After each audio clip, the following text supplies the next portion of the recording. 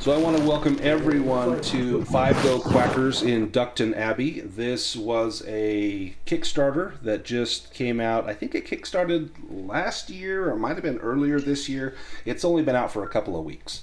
And I was excited to get this game on the table as soon as possible. Now it is reliant upon the pre-gen characters because they are tied into the adventure. Plus, just look at the Ducktannion. Who doesn't want to play like Ducktannion? I mean, that's amazing.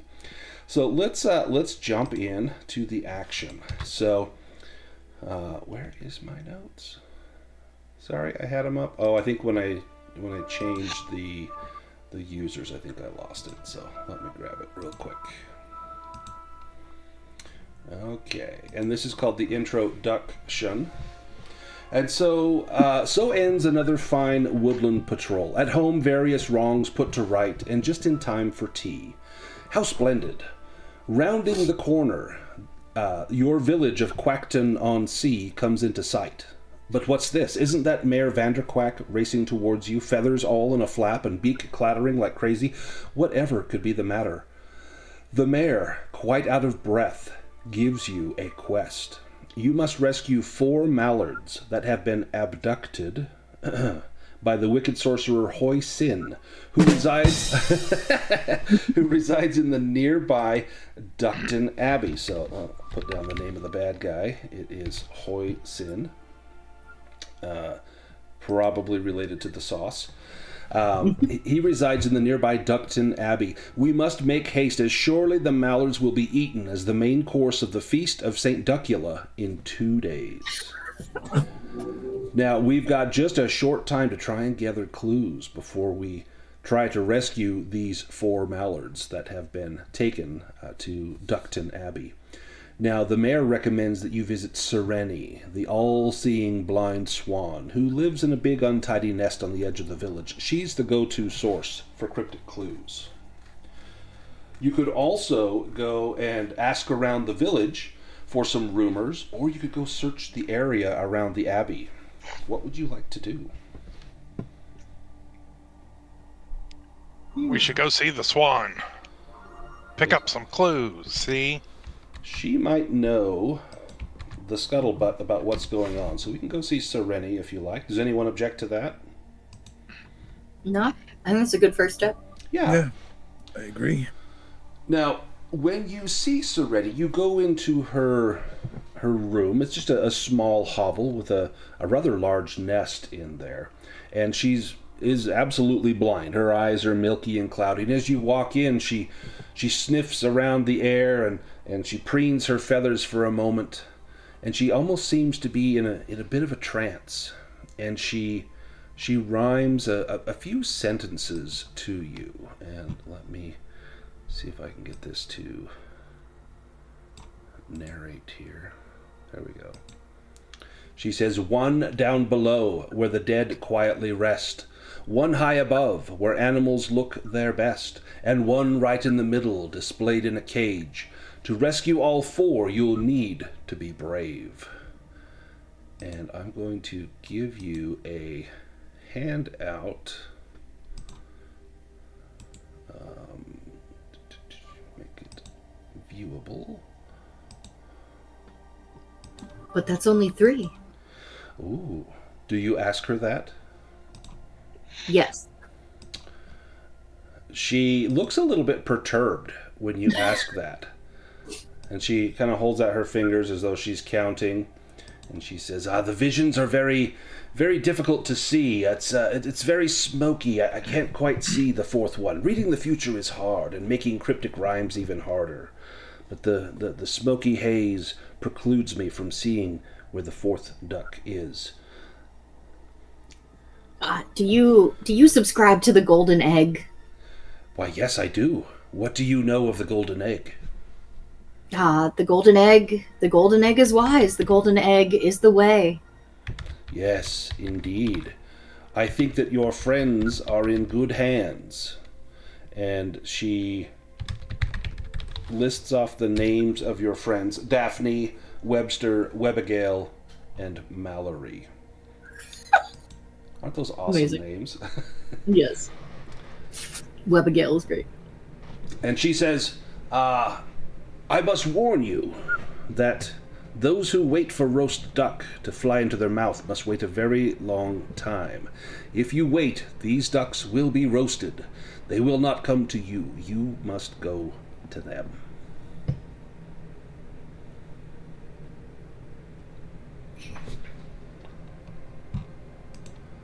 Does anyone else have questions for our seer?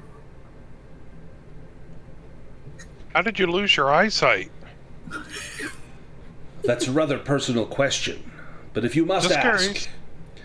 Just curious. I thought that I might see insight into the sun, and so I stared and stared and stared, and all I saw was white.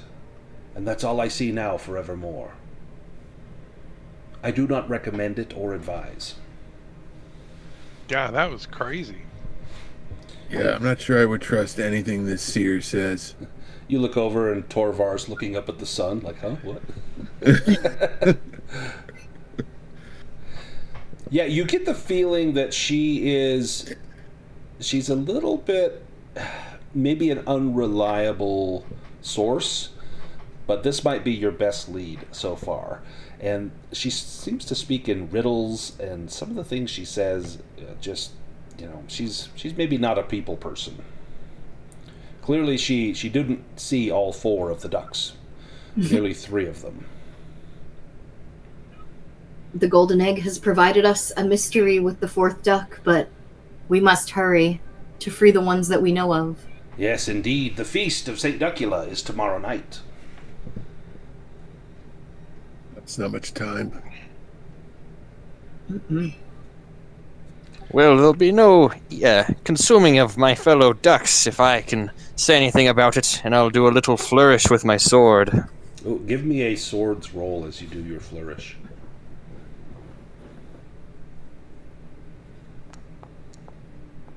Oh, with a dragon. Wow. Okay, what is your flourish? Impressive. Yes, I do a quick swing, and I toss my sword in the air, and it does a spin, and I catch it quite skillfully. She looks in your direction and tilts her head and says, "Was I supposed to see that?" Oh, no, you could merely feel the wind of my saber whooshing on your feathers and know that I am quite skilled with the sword. If you want to feel the wind, stay here for a moment. And she kind of leans up on one leg, raising her tail end.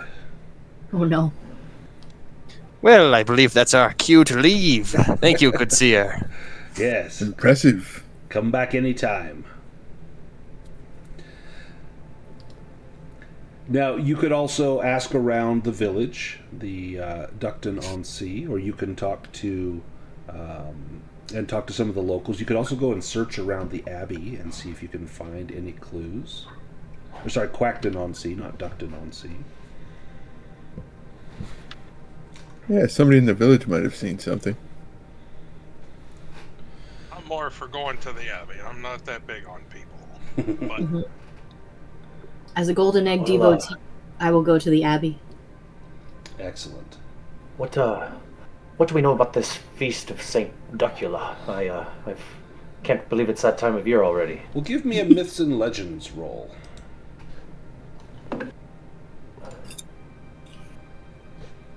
Not my strong suit. I'm not a very smart wolf. Indeed not. Do you want to push that? No, I wasn't paying attention. Well, you know that the feast is a gourmet's delight. That it is said that this is when those with only the finest palates will come and eat, and that could be why Hoi-Sin has captured Daphne, Webster, Webbigail, and Mallory.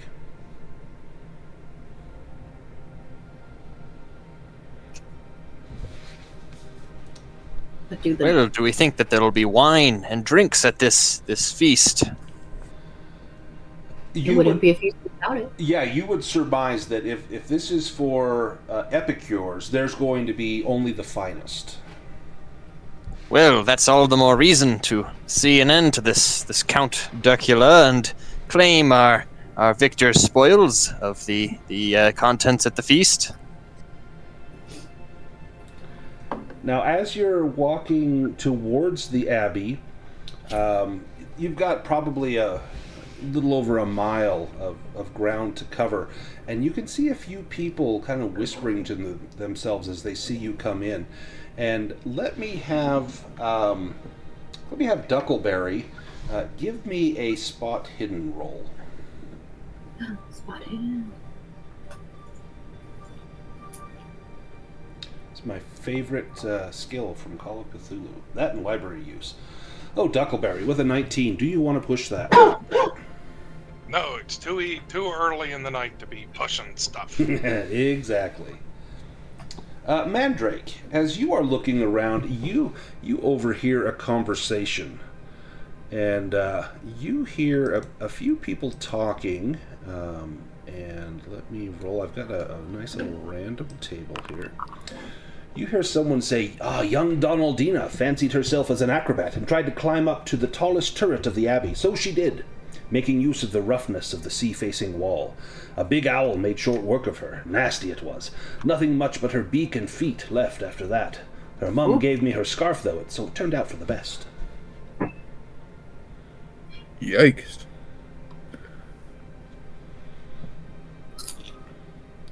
And Ducktanium, give me a spot hidden roll, please.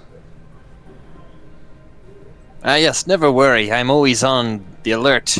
I have a keen eye and sense of direction. Oh, nicely done. You overhear someone likewise kind of speaking amongst themselves. And you hear a couple of rumors. One says, "Ooh, there's often a lovely smoky aroma that drifts out over the walls. Fair makes my beak water, that does. Must be the roasting of the food that's coming." And then someone else says, "It's the full moon soon, a great time to be out under the silver moonlight. Though last full moon there was that big bad wolf howling, and we all hid under our beds." Mm-hmm.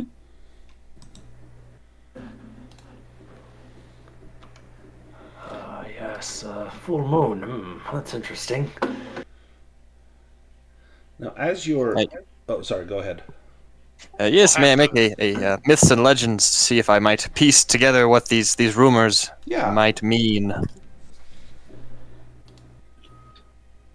No. Do you want to push that? Well, no, thinking was never my strong suit. You've got a couple of good pieces of information there, and you may draw some conclusions from one, two, or all three of them. Some may be correct, some may be incorrect, but there is some good information there. It seems like climbing up the cliff face may be one way to sneak in, but it could be dangerous. Yeah, so that begs the question. You need to get into the Abbey, and how do you do it? It sounds like Donaldina tried to climb up to the tallest turret of the Abbey and, making use of the sea-facing wall, and apparently a big owl made short work of her. So, you could try that. Hopefully the owl's not there, but if it is, that could be trouble. Now, looking up, you can see that the sky is beginning to darken with heavy clouds, and the silence as you go through town is only broken by the distant cry of a crow and the whispers of some of the townsfolk. Let me have Gosselin give me a spot hidden roll. Yeah.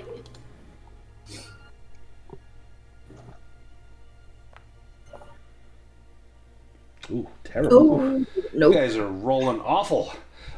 Do you want to push that spot hidden roll? Not yet. Okay. Oh, wait. I've heard that owls like small rodents. Maybe there's a rat I could catch, and we could use that as a distraction. Ooh, give me a hunting and fishing roll. It is a good thought. Oh, Do you want to push that, Torvar? I'm disheartened. Oh, there we go. So at first you struggle to see, even the rats seem cautious, but then sure enough you're able to corner one. Now, do you kill it or keep it alive in a sack? Oh yes, I'll keep it alive in a sack. Now, where you found this originally, as you're looking, it seemed to be eyeing some breadcrumbs that were on the ground. And looking it over, you can see that these breadcrumbs are brown and artisan baked, and some have even little seeds, poppy seeds and sesame seeds on them. These would be simply delicious to mallards. This would be like catnip to a cat. So Torvar, you look at this and think, oh, this doesn't look that great to me, but these ducks here, they probably really love that. In fact, you look over and you see Duckleberry, Ducktanion, Gosselin, and Mandrake kind of eyeing these crumbs on the ground. Bread. Yep, bread bits. bread. Oh, Golden Egg yes. has provided. Oh, Mine. yoink! Now, as you get closer to the Abbey, even from far away, you can see a few things. It's a very large building. In fact, if we look at the picture on the map, that's kind of a representation. I couldn't get one exactly right, but it's several floors, and there is a single large turret that faces outwards, and there would be a sea just over those hills. It kind of got a little bit of water down there, but that should be the sea. That's maybe the little inlet of the sea right there. Now, you can also see that around the Abbey there is a moat as well.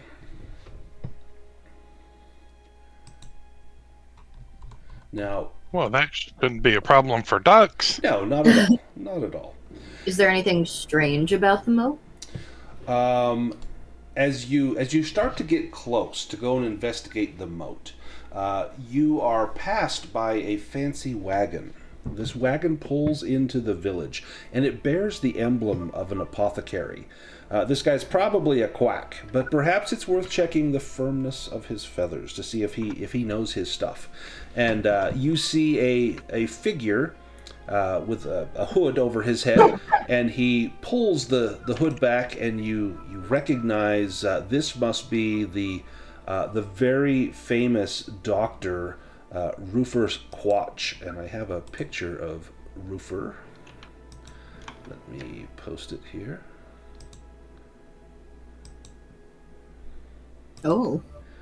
And he looks out at you with a great big smile and says, "Ah, my friends, hello, hello. I sell potions, pills, lotions, and tonics. I have other secrets as well, which I'm willing to share for the right price. I have a map that may help you very much. The sorcerer has sent many invites out to noted gourmets who will be arriving soon by coach and other means. I understand the sorcerer has a fondness for feeding people to the sharks, and the moat is teeming with them, waiting on their next tasty mouthful of foul flesh. So, cross my paw with sharks? silver." Yes, huge, massive sharks. Terrible things. But I have something that will help you to avoid them. It's this special feather oil. You put it on your skin, soaks into the feathers, and the sharks will leave you alone.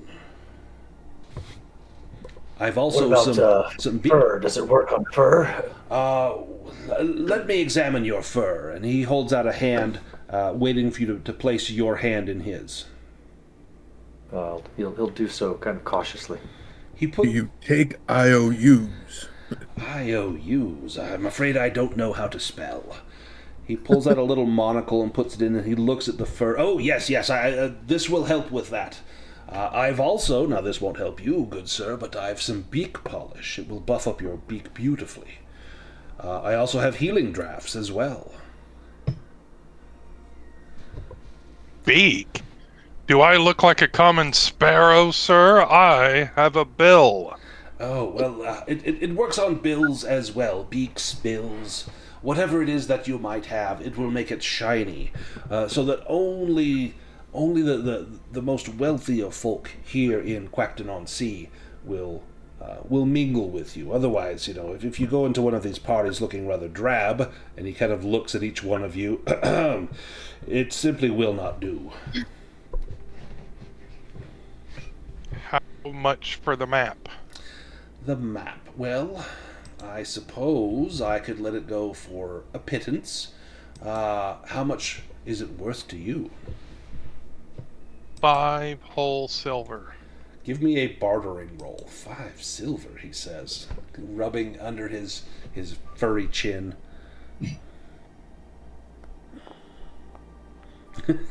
Well, got a demon there. He says 5 silver. I'm sorry that this. I couldn't let it go for any less than 10.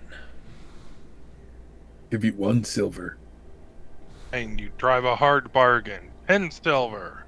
10 silver it is, and you can have this map. And let me give you another handout. And I'll post it here. You wouldn't happen to have invisibility potions, would you? Oh, I don't think that I do. Let me rummage around. They're very expensive. How much money do you have? Before I go look, so I know if I have enough. 5 silver. 5 silver. Yes. I suppose I do. Give me one moment. Let me pull this up. Let's see. And he goes into his wagon, and you can hear him kind of rustling around.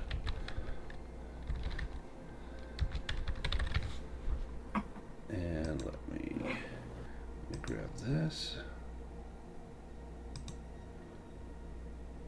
1 second.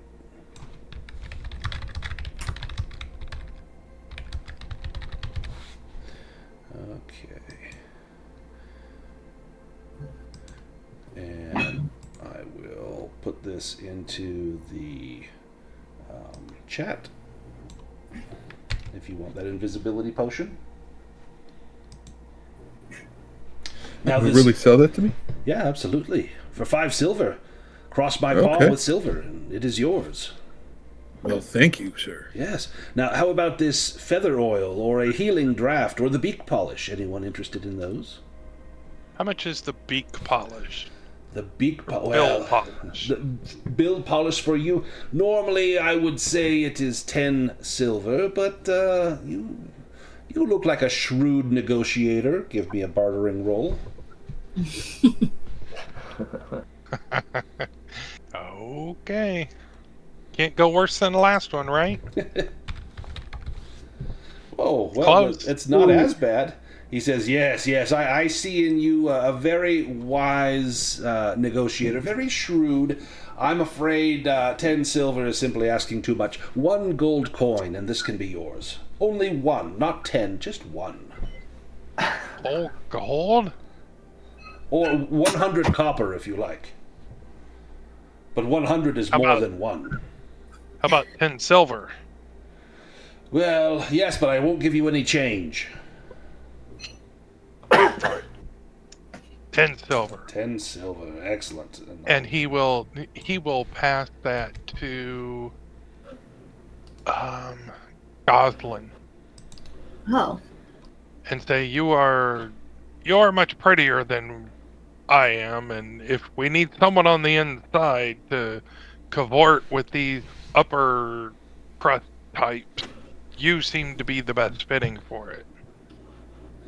Now, I have but only 1 bottle of feather oil left. That would complete the ensemble.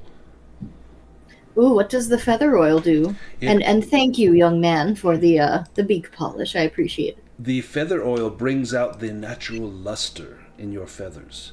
It will make you shine as though you are wearing jewels and gems. Ah, I don't have the chance to wear jewels and gems as a humble priest, so I would love the feather oil. The feather oil is also 10 silver, but if you want to make a bartering roll, he might go down on that. She's not good at barter. Nope. Nope. It was close, almost a dragon. Almost. Yeah, I'm afraid that 10 silver is simply all that. I can only let it go for that much. It's my last bottle, I'm afraid. I understand. 10 silver it is. That is perfectly fine. Wonderful. Now, if you'll excuse me, I must get to the town square. Good luck in your feasting. Happy feasting. And he begins to pull away from the road as you're heading up to the Abbey. Thank you, Sir Quatch. Yes, of course. He, as he heads towards the town square, you hear another commotion coming behind you, and you turn and look, and there's a few people running, looking as though they're going to run past you towards the Abbey, towards the village. It's a few of the locals. They're dressed not finely. These aren't the nobles that are going to the feast. These are just some of the locals in town. And they're crying out, saying, it's here, it's arrived. The oranges, they're in town. The oranges. Yeah, looking up ahead where they're running, you can see a cart filled with oranges. And it's not moving. The people are coming around trying to purchase oranges from this older man, this old dwarf that's driving the cart.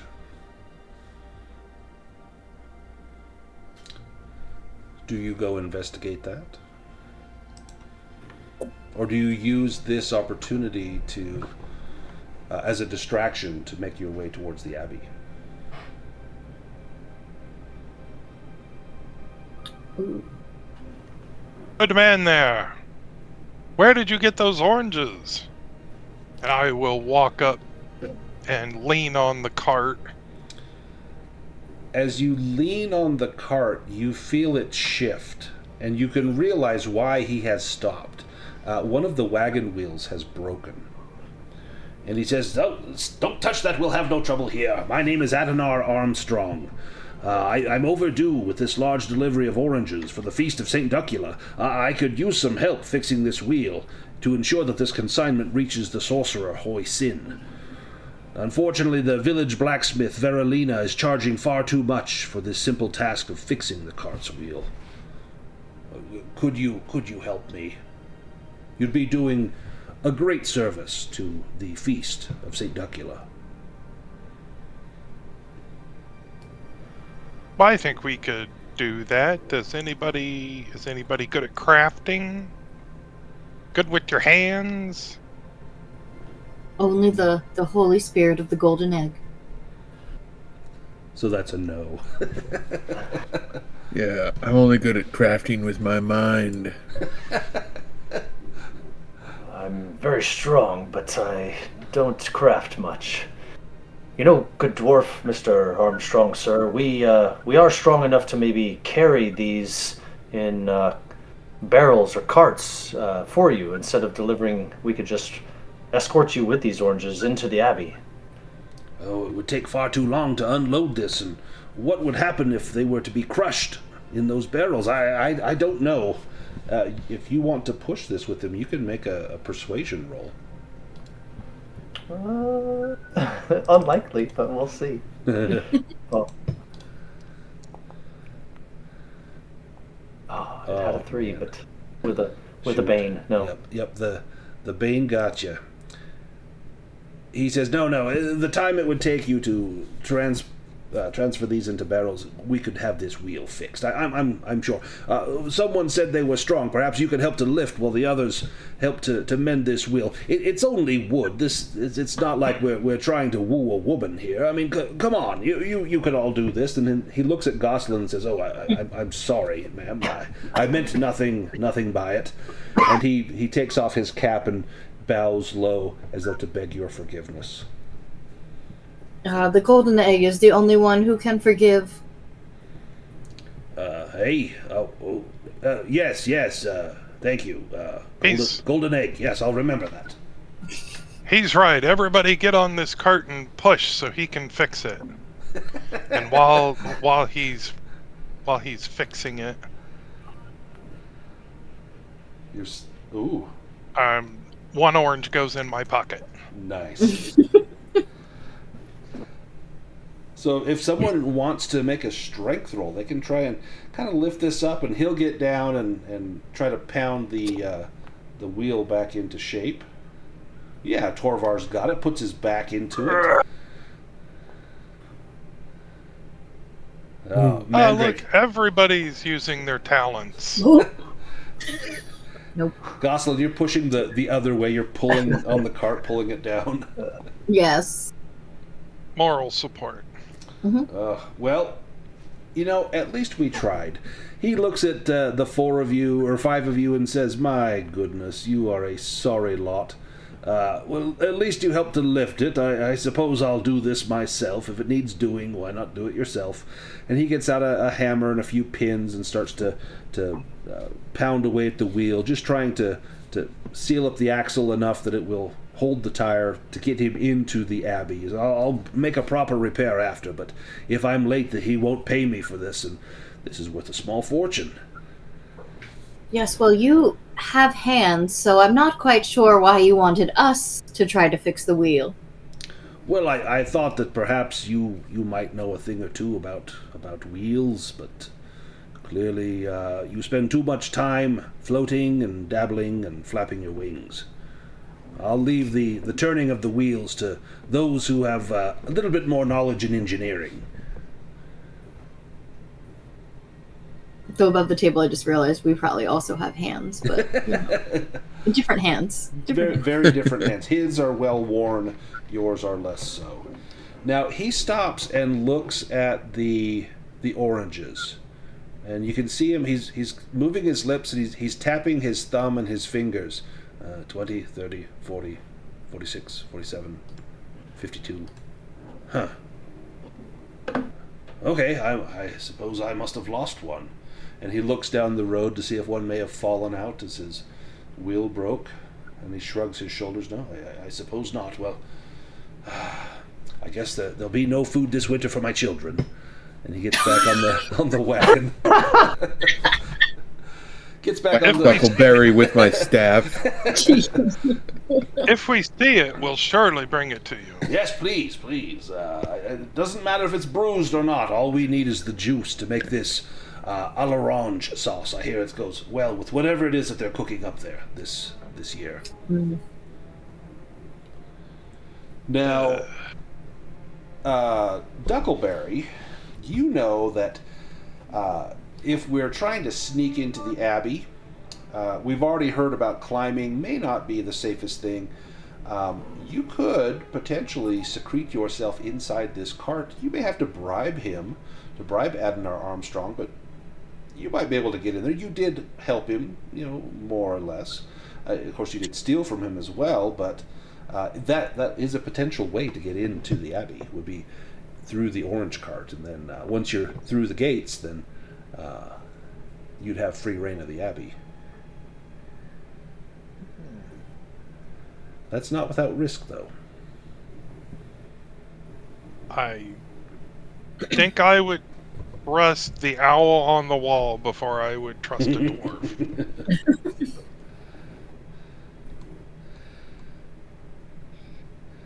Now, as the storm is picking up, the winds are starting to howl a little bit. Leaves and twigs are swirling around, ruffling your feathers.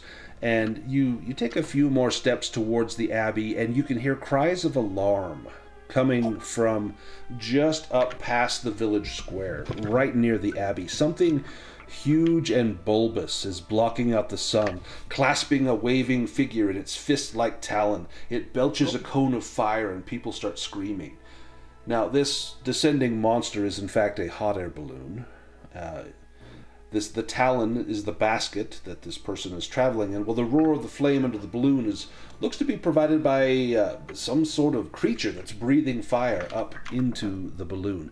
As it's coming down, he's lowering ropes, hollering for people, please, someone grab a rope. I can't control this in this wind. And you can see this balloon coming down. If you run, you could get there, or you could just simply stay back and watch. Torvar will start to run and Yes, try to we leap will up do for that. one of the ropes. Yeah. We will do that thing where we run and frantically flap our arms at the same time, like we're That's how I normally going to run. take flight. Give me some acrobatics rolls to try and catch one of those ropes. Mm. Will I get one today? Oh, Hey. yes, you did. Duckleberry got it. Oh yeah, thank Quick, Pull my no. legs. Mandrake. Uh, Duckleberry and Gosselin succeed.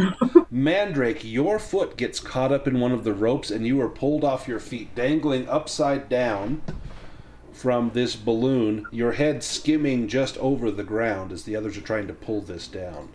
And Torvar and Ducktannion, you were unable to grab a rope. Now, do you guys want to bring the balloon down, potentially Mandrake's skull being cracked on the cobbles, or do you try and help him out? I'll try to grab Mandrake. Come here, you fool. Give me a strength roll to try and free him as you essentially grab him, lift him up, and try to get that. Ooh. Okay.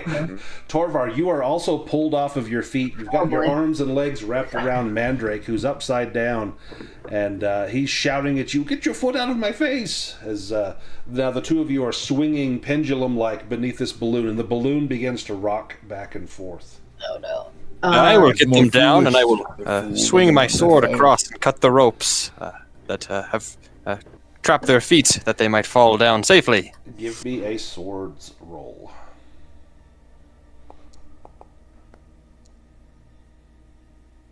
Success. Nice. You swipe it, and the two of you will drop. It's less than the 2 meters, so there's no roll for damage. But you hit the ground in a pile, tangled up, and as you get up, dusting yourselves off, there's quite a few people around that are laughing at the situation that has just fallen you. The balloon, those that are hanging on, I need at least one successful strength roll from either Gosselin or Duckleberry to get this balloon down. Oh, jeez. Yeah, let's get the thief and the priest. Oh, there we go. Gosselin, the Oh. golden egg provides. Gosselin's got it. You managed to bring this balloon down, and the gentleman in the basket, he gives you many, many thanks.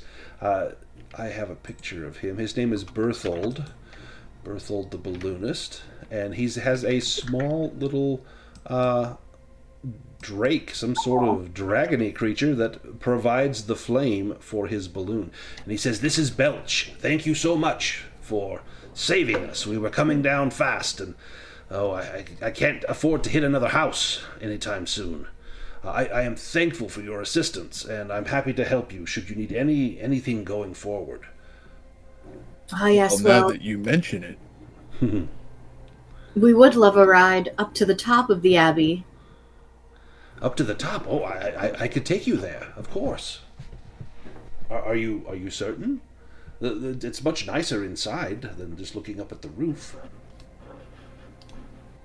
We like to watch the lightning from higher places. Ah, from higher up. Yes, of course this can be done.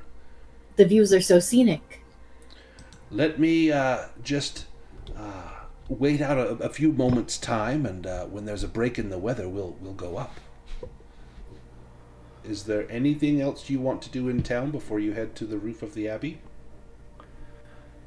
Torvar will scratch Belch's under his chin, and that reminds me, where's my companion? Above the table, I just realized I've got companion as a ability. Do I have a companion already, Brandon? You do not. So you had one at one point, but your companion has abandoned you. Oh, And it's one of the ducks, and I'll let you choose which duck it is. It's either Webbigail, Mallory, Daphne, or I forget the name of the other one. I thought companions were like animal companions. Typically they are. In this adventure, it's one of those ducks. It's kind of your purpose behind helping them. Gotcha. Daphne is my good friend. Daphne, excellent. I miss her. Excellent. After a few moments' time, as the winds begin to slacken, he says, if you want to go, this is a great time before it gets too dark. If you're ready to go up, Belch can help us. He's ready. Oh, it is wonderful. as the golden egg foretold. Ah, indeed. As you load yourselves into the basket, and it begins to climb. You've made it to a vantage point high above the Abbey, and as you as you are grateful to see, it looks like the turret roof has been slightly damaged. There's a hole in the roof that you could possibly sneak through and make your way inside. Now, coming by balloon, Berthold says, I'm not the best pilot with this, and as he's coming in close, he lowers a few ropes and says, you can climb down. I'm afraid there will be no stopping. And this will necessitate an acrobatics roll. Otherwise, you'll take a little damage. If you roll a demon, you will... so a fail's okay. Just don't roll a demon. We got 2 fails. Ooh. Duckleberry's good. Very. And Ducktanion is good. But Torvar and Mandrake and Gosselin, you are all going to take a little bit of damage. This is from banging into the side of the turret. 3 points, and if you have armor, your armor will help to absorb any of this. Like Torvar, you have leather, so you take 2 points of damage. Gosselin, you are completely fine. And Mandrake, you've got no armor, so you would take the full damage. Yeah, and I've only got 10 hit points. Oof. Oh no. But you have made it up onto the roof. I have a map we're going to go to. Let me take us there. And I don't think I've got Fog of War turned on here. You should be able to see the entire map. And let me grab some tokens here for us. We are on the roof. There you go.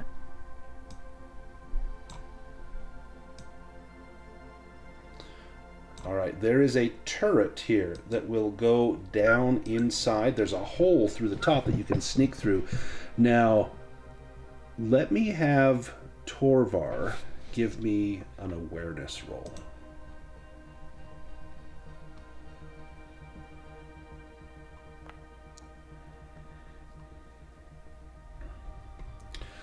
Torvar, you can smell something up here. It smells like bird, but it's not duck.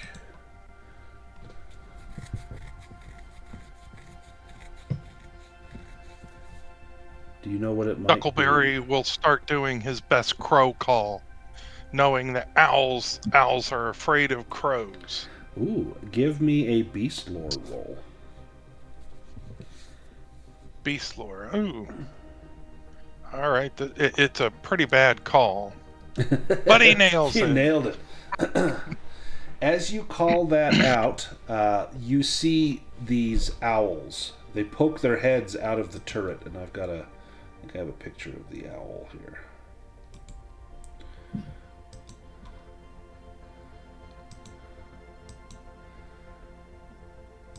These rather fierce-looking owls poke their heads out of the turret, and they flap away looking for these crows that they have just heard. Now is your chance if you want to sneak in. Quickly, friends. Who goes first? That's a good question. Gosselin can. She is emboldened by the golden egg. Excellent. Gosselin goes in first. Who goes in second? Torvar will be quick behind the lady. Okay, there's an issue here, and it says it affects the second member of the party to enter the room. There is sorry about that. There is the damage to the turret has let the rain in, and the middle of the floor has become rotten. The second member of the party to enter the room needs to roll for evade or partially fall through the floor. Oh no. So I need an evade roll from Torvar. I'm used to Cutter's high evade. This is not going to be good. No slip and slide here. Oh, barely. Not Nice. quite. Do you want to push it? Let's see where this goes. All right. You take 1 point of damage. That's fine. And your armor will protect you from that. And you are left with your feet dangling over a drop as you have fallen halfway through the floor. You hear the sounds of the wood clattering down inside the turret, but it's stairs in there, so hopefully it didn't land on anyone's head. There's a long, narrow spiral staircase that's in poor repair that leads down. Now, anything you want to do before you head down the stairs? Can Goslin try to like tug his feet and like get him free? Yeah. Give me a strength roll. Okay. Yes, I will push from above. Yes, as you pull, I will push. Ooh, excellent. You can add a boon onto that strength roll if you're getting assistance. Ah.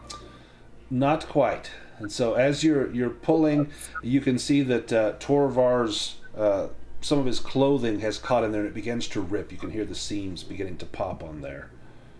Oh, stop! Ah, yes, Tovar, watch those splinters and that rusty nail. Yes, I was not meant to free you, but perhaps one of our other companions, and she just scurries down the stairs. Nice. Leaves him hanging there. Yeah.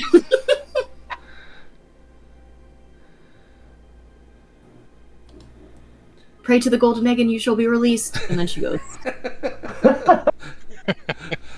Torvar, if you want to try to free yourself, an acrobatics roll, you may be able to get yourself unstuck. He starts to wiggle and shimmy. And yes. Now, are you freeing yourself up, or are you dropping down into wherever this goes? I think he's gonna drop down to wherever it goes. Okay, excellent. Everybody else going down the stairs? Yep, gonna avoid that hole. Yeah, and Mandrake's going to use his staff to feel around like a 10-foot pole to check for any other rotted out floorboards or steps. Yeah, give me a spot hidden roll.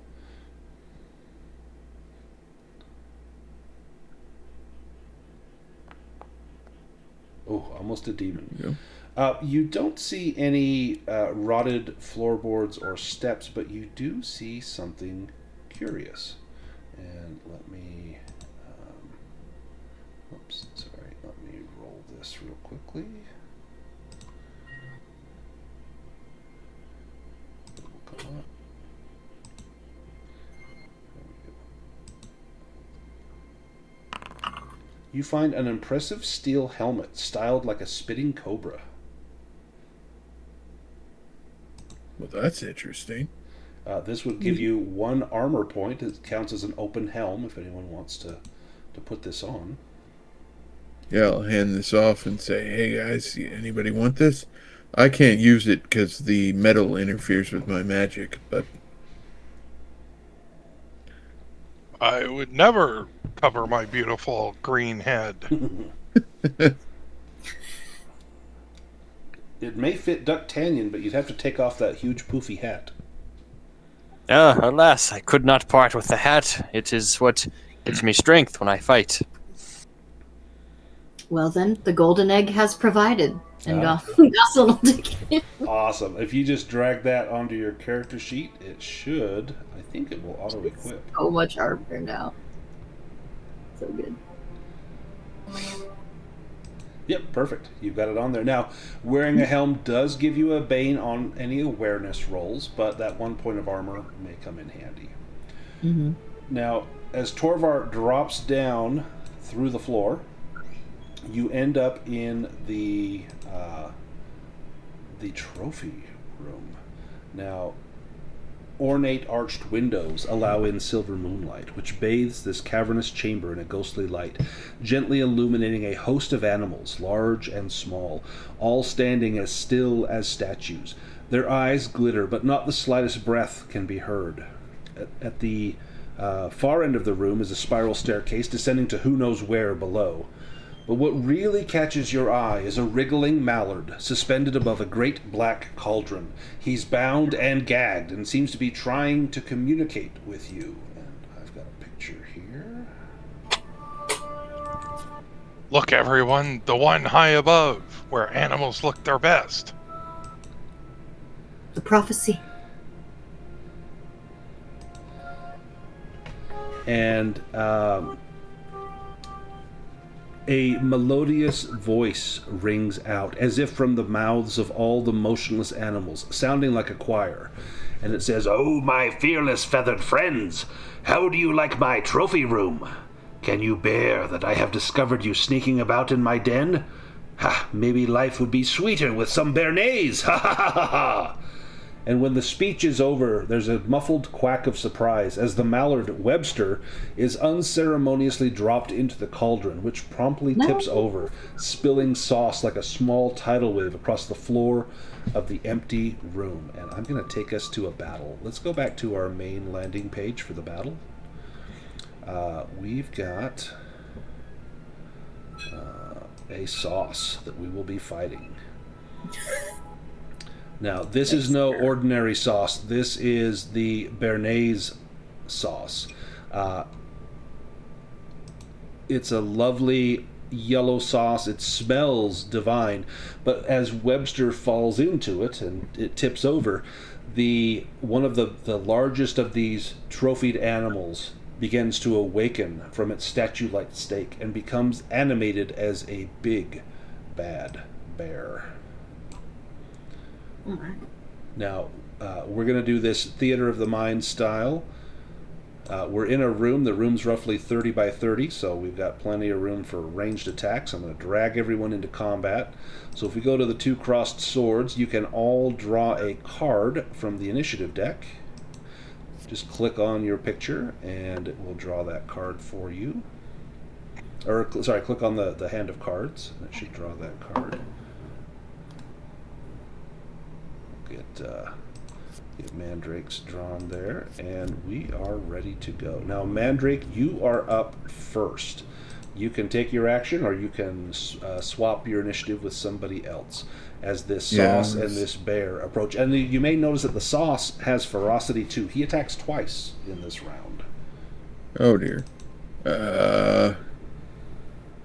Okay, what's the range on the sauce from us?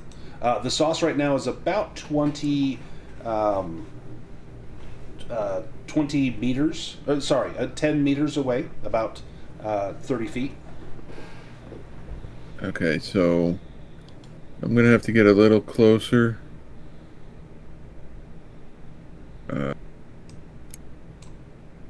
So would that put me? Basically, I'm trying to.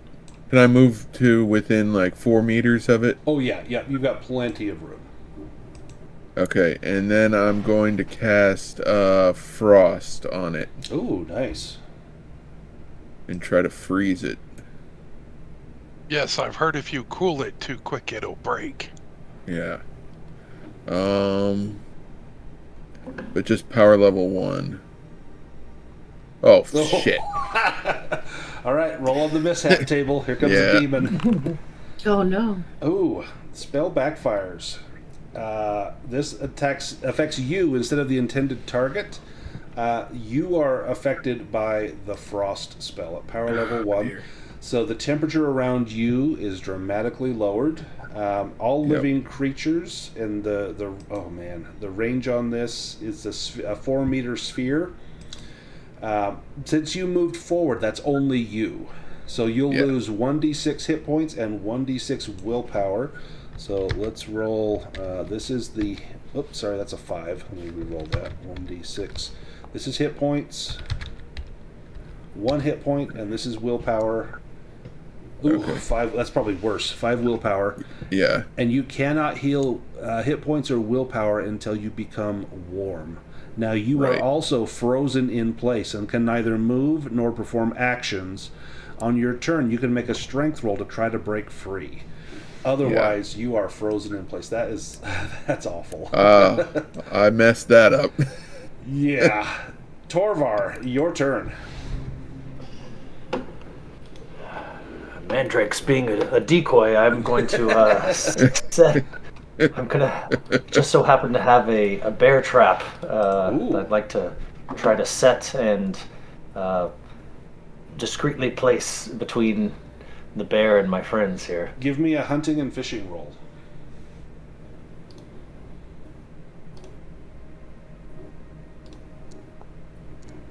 Ooh. No. Do you push it? Yeah, I think so. He's a little bit angry. Ah. Not quite. You get it set, but the bear sees the trap, and he sees you, and he will not be fooled by this. Now, the sauce's turn, and the sauce is a monster, so I will make a monster attack. Sauce Tsunami. The sauce rears up menacingly to over twice the height of its opponents and crashes down on you in a great sticky wave, pushing you 1d6 meters and causing an equal amount of bludgeoning damage. Victims land prone, and if they fail an agility roll with a bane, anything they are holding will scatter away. Now, this is going to be, I'm going to say it's against Duckleberry and Torvar. So the sauce will come towards you. Now, if you have not acted, so Duckleberry, you've not acted, you could try to evade this. It would cost you your turn. Torvar, you have acted, so you're going to take this to the face. So Torvar, you're going to... Oh, Torvar's going to take 6 bludgeoning minus your 1 point of armor. Oh my gosh. You get pushed 6 meters, but you're just pushed up against the wall. I need an agility roll with a bane. Otherwise, anything in your hands will get knocked away.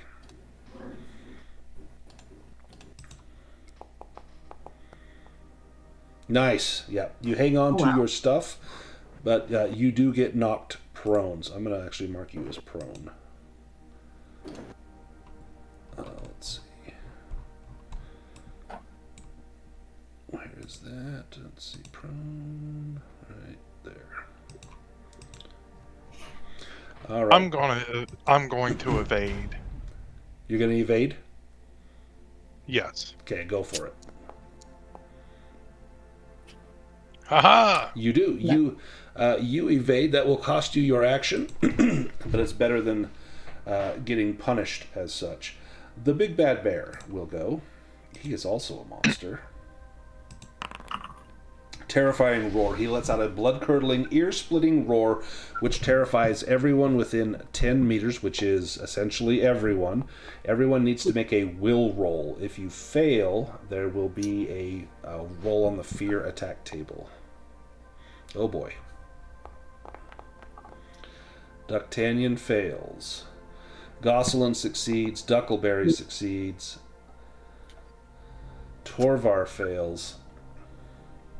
What about Mandrake? I'm going to have you make one too. Even though you're frozen in place. Okay. Anyone want to push those? Otherwise, Torvar and Ductanian. Ductanian already pushed his. Let me roll the fear. Enfeebled. The fear drains your energy. You lose... That should only be 2d6. I don't know why that rolled. Oh, okay, we'll do the top one. So 6 willpower, and you become disheartened. And if you're already disheartened, you'll take another condition. The sauce's turn. Drowning in sauce. The sauce pulls an enemy deep into itself head first. The victim immediately begins to drown, and we're going to try out the new house rule for that, and cannot do anything except trying to break free, which takes a strength roll with a bane. Others can help. Now, he is going to go after Duckleberry, since he's close to you. You've already evaded, so I think you get swallowed. Now, the house rule for drowning, there was the... Dundurdagar folks, they came up with an idea for drowning, and so I've got it in the player reference under the journals. So you make a Constitution roll each round. You have to succeed on that. If you succeed, you're okay. If it fails, you begin to drown and must make a roll against swimming as you're trying to swim through this Bernays. If you fail the swimming roll, then you continue to drown and someone must rescue you, and then you make death rolls as usual and only fails count. So, Duckleberry is in a bad spot. And Duckleberry, your turn would be next. I need a Constitution roll from you.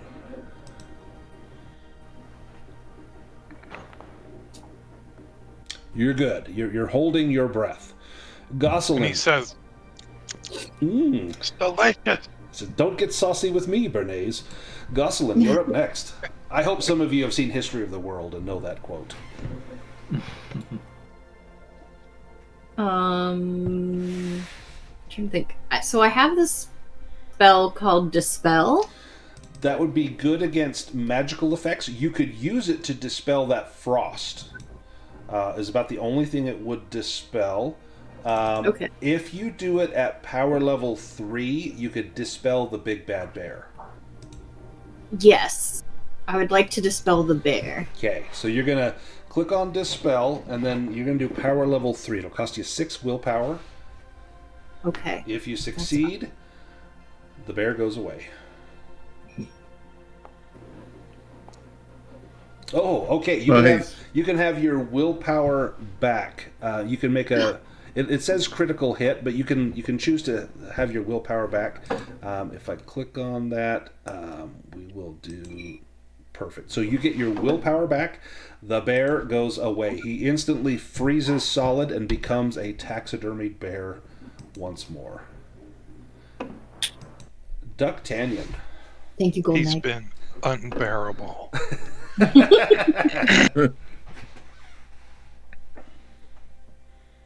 You can easily make it to the sauce. Yes, never fear, friends. I shall handle this sauce. I have heard of the legendary Bernays sauce before. If you had some of those breadcrumbs, you could dip in there and be quite delicious. Oof. Do you push?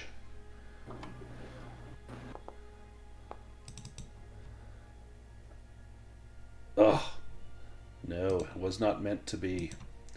That is round 1. We go to round 2. Oh, and the sauce goes back to back. Alright, sauce. Now, monsters never do the same attack twice. So this is a different one. One enemy feels like they have massively overeaten, and unless they pass a will roll, immediately drops to the floor in a food coma, snoring loudly. This is as though being hit by a sleep spell. Once awakened, you will be sickly. This is going to be... I'm going to do 1 is Ducktannion, 2 is Duckleberry. Ducktannion. Now, you've not acted. Do you want to try to evade this?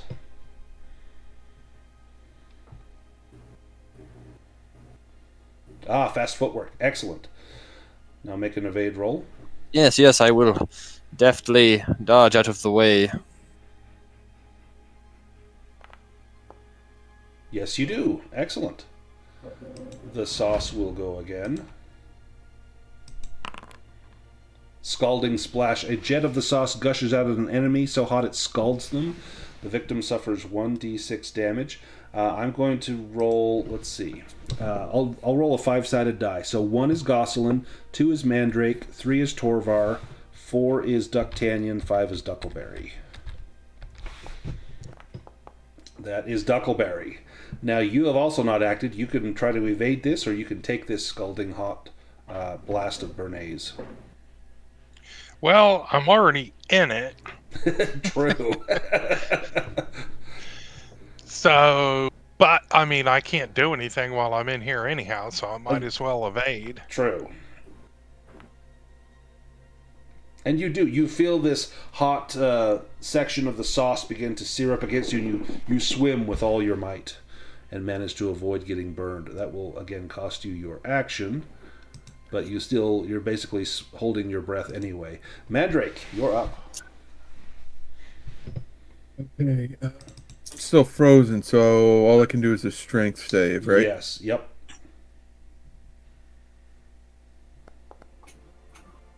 Yeah, made it. Got it. Nice. So you are no longer frozen. That was your action. You can move if you wanted to move away from the sauce or get up closer. Yeah, I'll move back for a second. Okay. Just to get my bearings. Duckleberry, I need a Constitution roll.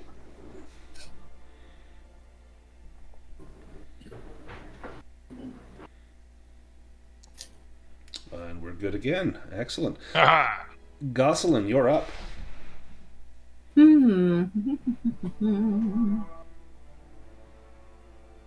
Okay, so Duckleberry is still inside the slime, right? Yes. Hmm.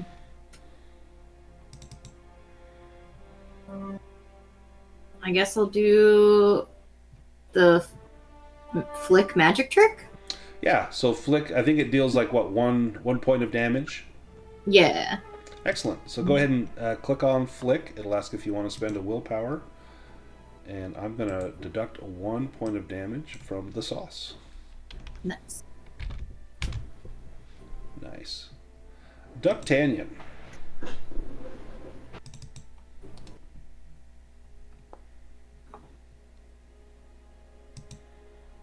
Oh my goodness. Do you push your roll? There we go. Oh, except you just rolled swords, not your actual sword. So what is your damage? And we'll roll that. 3d4 plus 1d4, so 4d4. You have your strength bonus as well. So 9 damage. Yes, a very mighty 9 points of damage. Excellent. No blood has come out of him yet. Torvar, your turn. You are prone. I'm going to assume you stand up. Yeah, he stands up using his long spear, and he'll charge the sauce.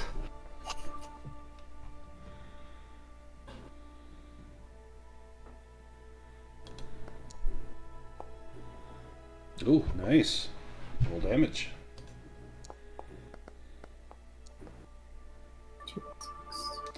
Excellent. Now there's blood. We go to round 3. Mandrake, you're up first.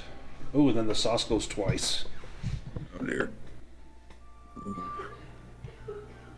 Do we think it'd be possible for the dispel magic to work on the sauce? No. It would work on the bear, was all. The sauce is not strictly magical in that sense. Right. Okay.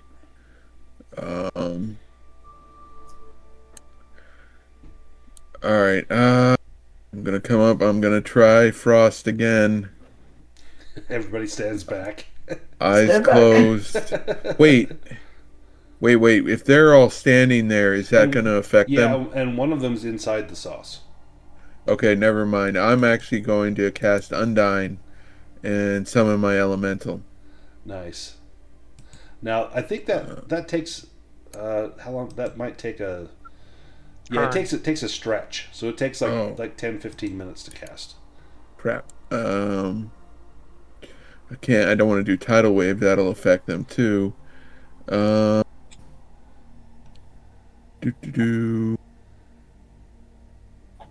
guess maybe I'll just walk up and whack him with my staff. Nice. Yeah. You hear Duckleberry, ow!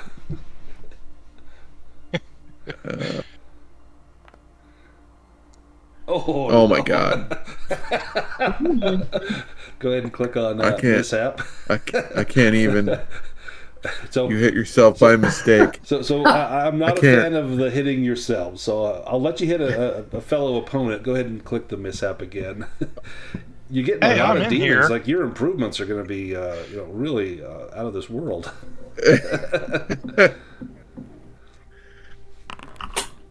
Okay, so you drop your staff. Yeah. Yeah. Dang. Well, if it's any consolation, it's now the sauce's turn, and the sauce kind of turns its attention and focus on you. Icky, sticky fingers. You get the gloopy stuff all over your hands. That's part of, I think, your mishap. This results on a bane on all rolls using weapons or magic until your hands have been thoroughly washed in water. Oh. Not like it's going to make a difference. Yeah. Let's go again with the sauce. Oh, another sauce tsunami. This will be over Ducktannion and Torvar. Now, neither of you have acted yet. If you want to try to evade this, you can. I'm not too good at evading. I'll keep my action. How about Yes, Duckton? let the sauce do its worst. Okay, you get pushed 1 meter. You take 1 damage. Your armor will block that. I need an agility roll with a bane to see if you drop what you're holding.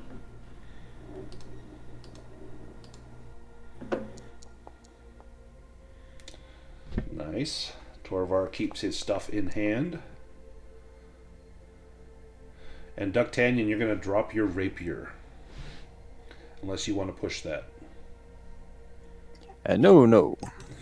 Well, Ducktanyon, it's your turn. It will cost your action to pick up your rapier, but if you have other things at hand, you can use those.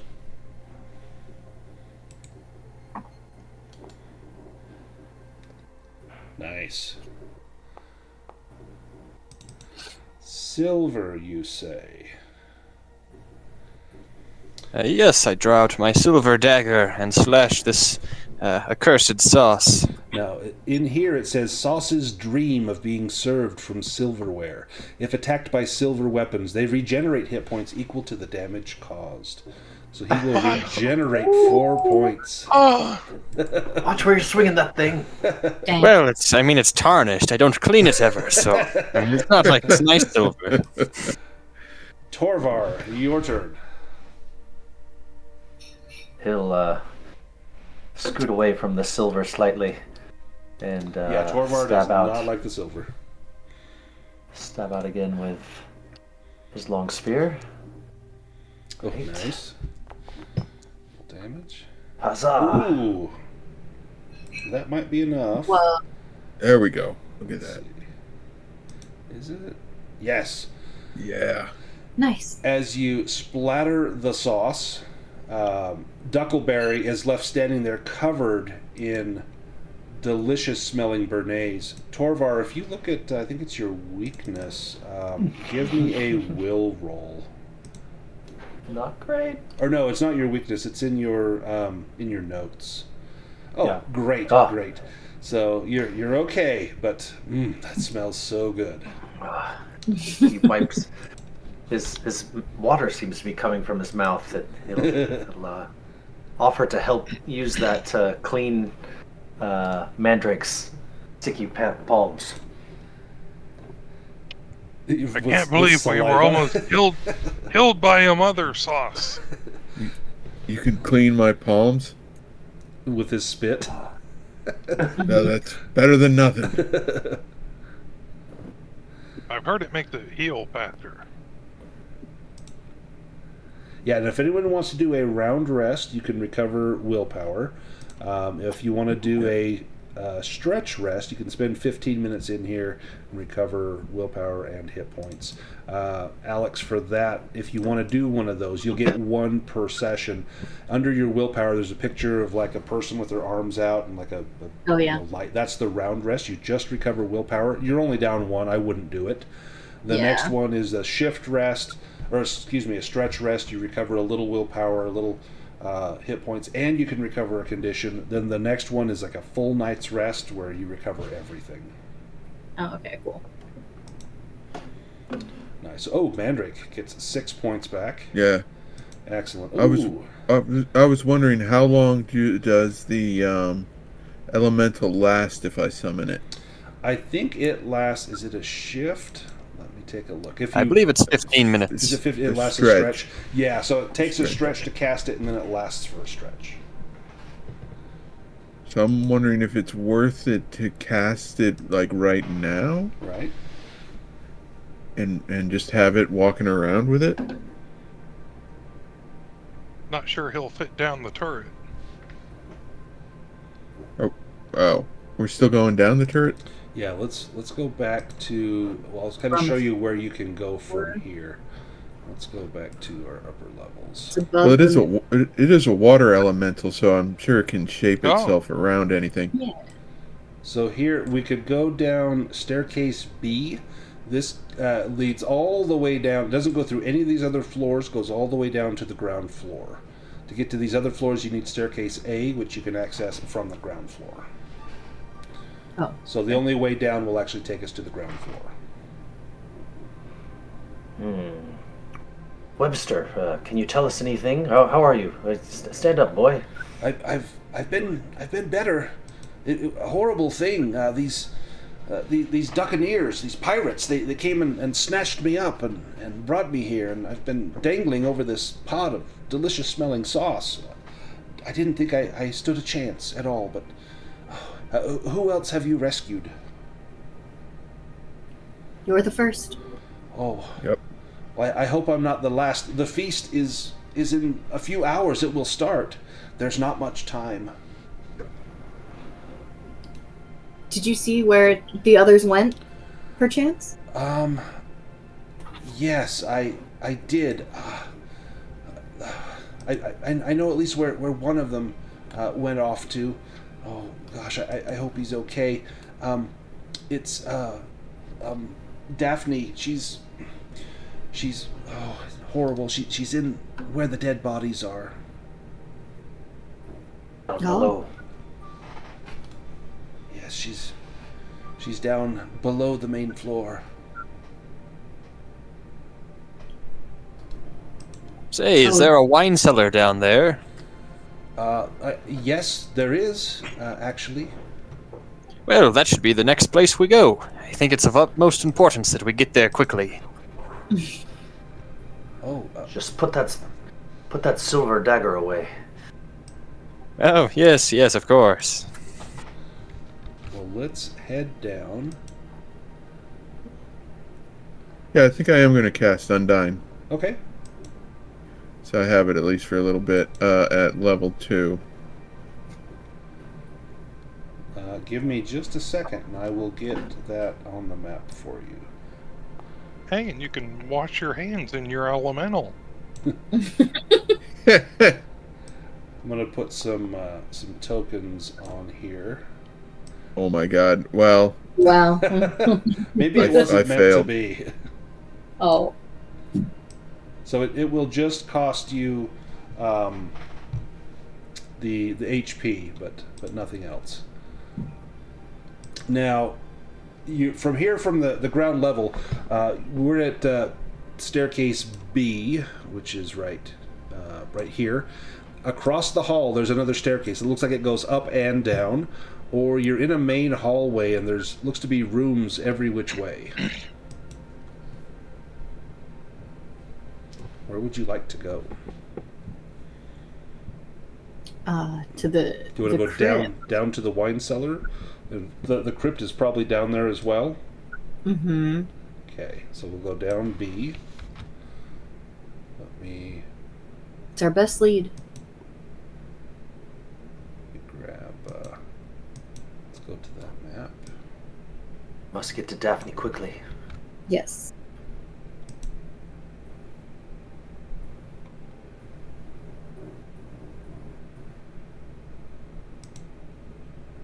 And we'll go here. Whoa.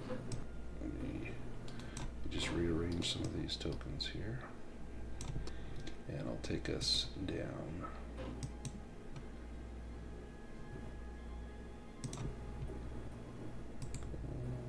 Activate. There we go.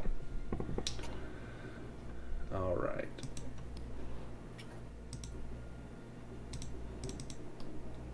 You find yourselves in an ominous environment. A few smoky torches provide flickering illumination of a bulky-looking chamber with many dark alcoves, arched columns, and elaborate spiderwebs. Through this gloomy vault, lined with grim gargoyles, there are many stone pedestals with sarcophagi on top. You realize you're in the crypt of Duckton Abbey. At the far end, just visible in the feeble torchlight, is a stone staircase that leads up and out of this creepy place. Wait, what's that in the corner? Is it a cauldron? With someone suspended directly above it? And what's this curious aroma? And there you see above the cauldron, you see the lovely and forlorn Daphne. And I'll post a picture. Oh no. I thought she was a redhead. And as you see her, you hear a disembodied voice speaking from out of the mouths of all the gargoyles.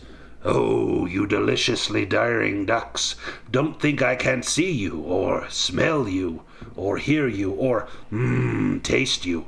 Someone has betrayed you. That's a grave matter, or might I say a matter for gravy. And the cauldron, Daphne falls into the cauldron, which knocks over, and this gravy sauce spills out. And as the sauce spills out along the ground, it animates several skeletons before the sauce oozes and slides lumpily down that drain in the floor. Let me grab some skeletons. And let's go back to our landing page. Alright, let me get rid of Webster. Alright, we've got... let's see. Webster with us? Do you bring Webster with you? Do you leave him somewhere? If he is with you, he'll kind of stay in the background. Yes, we'll bring him with us. Okay. Let me grab one more skeleton.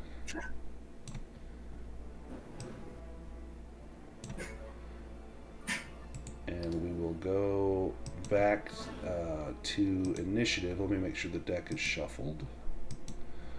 Alright, if you guys want to draw cards. Mm-hmm.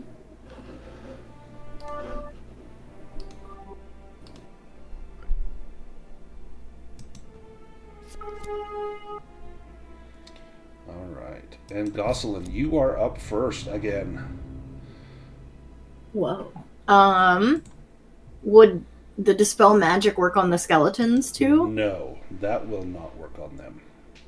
Wah, wah. Okay. I will use my light crossbow Oh, nice. and shoot at the skeleton. Do I do like the hover over and hit T? Yes, yep, you want to target them. And then on your character sheet, just click on where it says light crossbow, and it'll pull up and ask if there's boons or banes. There won't be, and just go ahead and roll. Ooh, that's a miss. You can push that if you want. Yeah, let's push it. She will be angry. Oh, dang. Mandrake, you're up next. Okay, although... Oh, you have your oh no, you didn't cast your spell. Sorry. I was going to pull up the elemental, but never mind. Yeah, it didn't work. Although Mandrake is currently has no faith in himself anymore. He steps forward to try yet again. This time there were multiple sources of water I saw, right? In this area? Yeah, dripping all through here. And there's a little underground sewer that the gravy slipped into. So Mandrake is going to raise his arms and cast Tidal Wave. Nice. And try to create a big tidal wave to knock a bunch of these... You'll be able to hit at least half of them, probably 4 of the 6. Okay, cool. I'm going to do it at power level 2. Nice. There we Please, go. yes. Nice. Finally. All right, roll damage. Roll damage. What do we got here? 13 damage. 13 damage. So they are pushed 13 meters from the source and suffer the same amount of bludgeoning damage. And this is a cone, so it's going to get, I'll say,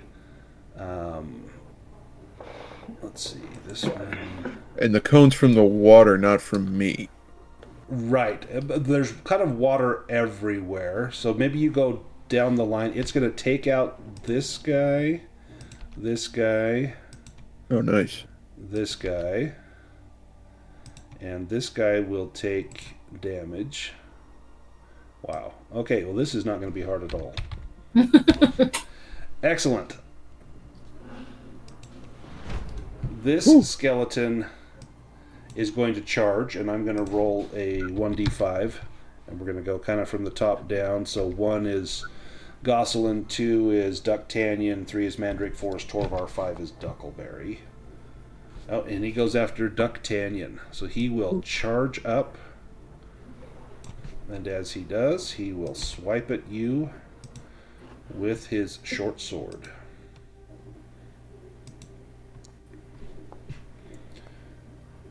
And that's a miss. Duckleberry, you're up.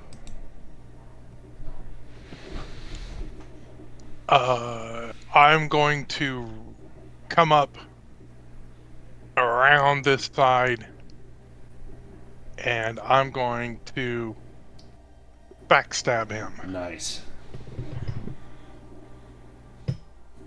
And I'll go my dominant hand first.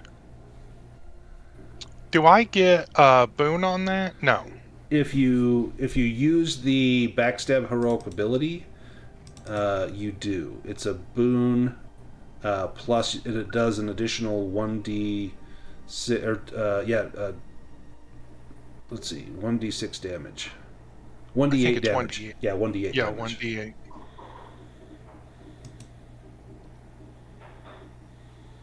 And it has frozen on me. Roll! Come on. And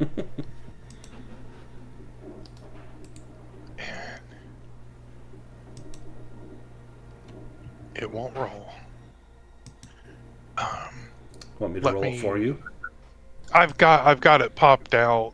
Oh, so yeah, let me I think that's what does it.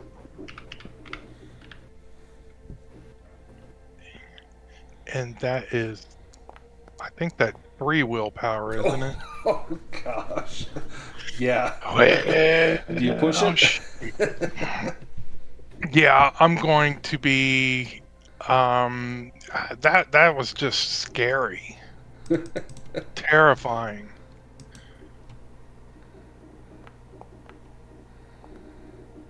There we There go. we go. Roll damage. Nice. No, poo. And then Plus- And then Plus a 1d8, D8, right? Yeah, plus a d8.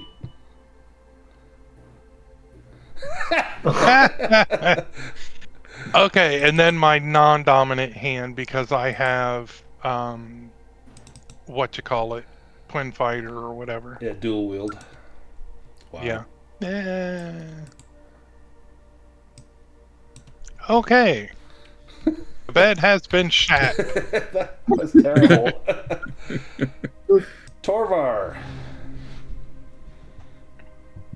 He's going to go after the one that's wet looking and Nice.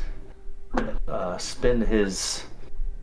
Can he use the back end of his long spear Yeah, absolutely. to not Count be it as piercing? bludgeoning instead of piercing. Yeah. Oh, let me get the. Oh, I take off. I can't take that off, but it's gonna. Oh, That's a hit. Roll damage. And we'll just count it as bludgeoning. ugh. Nice. And his armor blocks all but 2 of that. Great. This guy, he's going to go... I'm going to do 1 is Torvar, 2 is Mandrake, 3 is Duckleberry, and 4 is Gosselin. Ductanion's kind of hidden there, so that's Duckleberry.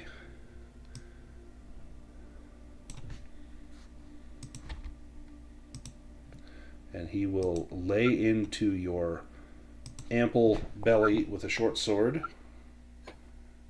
And that's a miss. Nice. And then the champion, he's going to go after Torvar. Ooh, didn't mean to walk all over you there. And he goes after you with a long sword. Slashing into you and misses. Ductanion, you're up.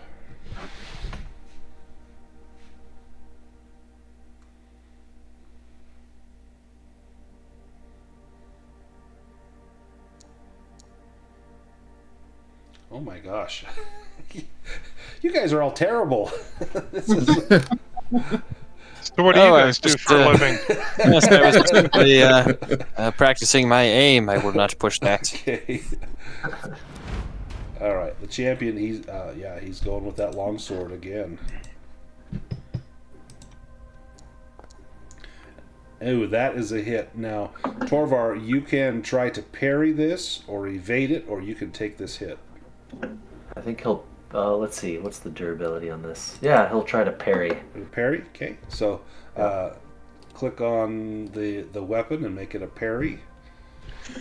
Just the weapon skill? No, the spears? actual weapon. Like, click on your long spear. Okay. Just like you were making an attack. Oh, yep, I see that. Okay, cool. Yeah, I always evade as cutter. So. Yeah, but you're better at parrying as Torvar. Excellent. So, and then if we had a map, you could move yourself and him 1 square. But you managed to parry that. Now, that does cost Torvar his action, but it's better than getting hit by this longsword. Mandrake, you are up. Would there be a way for me to do the tidal wave without hitting my companions? You could... Yeah, so if you moved right next to Ducktanyon, you could hit these 2 guys. Yeah. So I was thinking if I went like here, I could maybe get all 3 in a gust of wind. I would say... I'll say yes. I'll say... Because, let's see, what's the area of effect? Oh, 20 meter cone, I think it was. So yeah, that will definitely work. Let me just double check the tidal wave. That is, yeah, 20 meter cone, so absolutely, you could hit all 3 if you move over to there. And that should not, well, will that hit Torvar? I'm going to give Torvar an evade roll to try to avoid it. He's going to see it coming.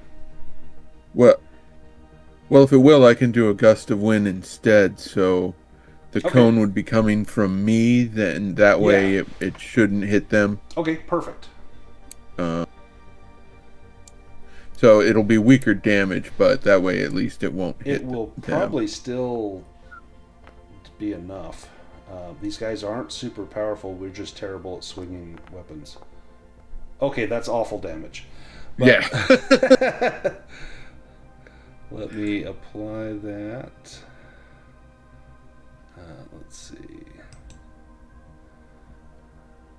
So that's going to be 5 damage to that guy. Yeah, it doesn't take him out, but that guy's down to 1 hit point. This guy is down to 3 hit points, and the champion, he's still got a lot of hit points. Well, I just shouldn't say a lot, but he's doing better than the others.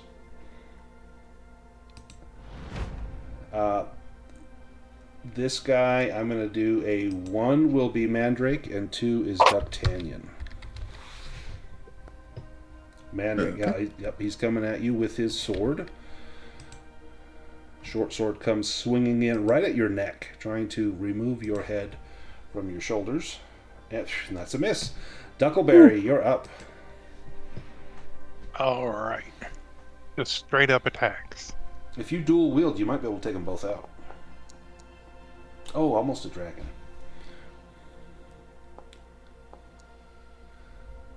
Ooh, nice. Nice. That guy will drop. Let's see. Wait, no, not on Mandrake. What does it say on Mandrake? Sorry, I forgot to target him. There we go. Alright, deal damage.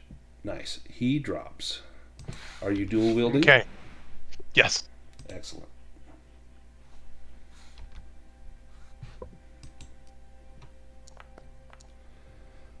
Ooh, that might be a hit. Yes, it is. Oh, good one. That will do it for him as well. Nice. Tell me how you get this double kill. What sort of flourish do you use? Just Nice. and he goes down. Now, Torvar, you parried, so your action has been used this round. Gosselin, your turn, and then Ducktanyon. Yeah. Let's see. I'll use the light warhammer. Nice. That always works on bone. Yeah. Okay. I'm just gonna move. Now, Gosselin, before you have a chance to push this, something happens. The temperature in the room immediately begins to drop. And there's a shimmer of light, and where there was nothing in the shadows a moment before, an ethereal figure dressed in priestly garments steps forward, mighty wings raised in a gesture of peace. The remaining skeleton hesitates, looking at this, unsure how to act. And I've got a picture here.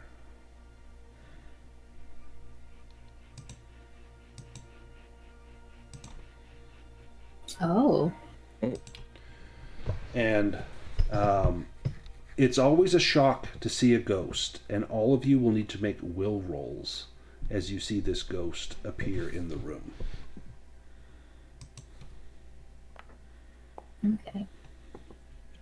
Glad I took the scared condition now. So just Torvar. There's a scientific explanation. Your intense fear leaves you out of breath and makes you exhausted, Torvar. Now, Gosselin, do you push the roll, or do you do something else? What do you do when you see this spirit? Well, I think she will say, "Oh, spirit, we could use some assistance here. We are trying to fell this mighty foe and rescue innocents. Will you lend us aid?" She claps her great wings together. There's a buffet of wind, and the skeleton is reduced to clatters. Nice.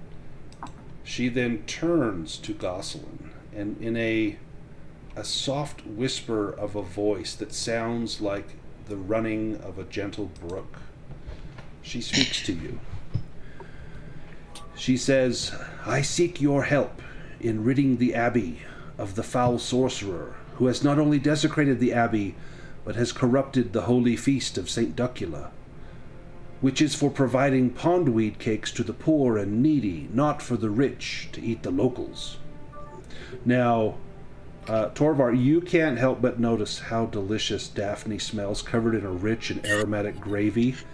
I need a will roll from Torvar.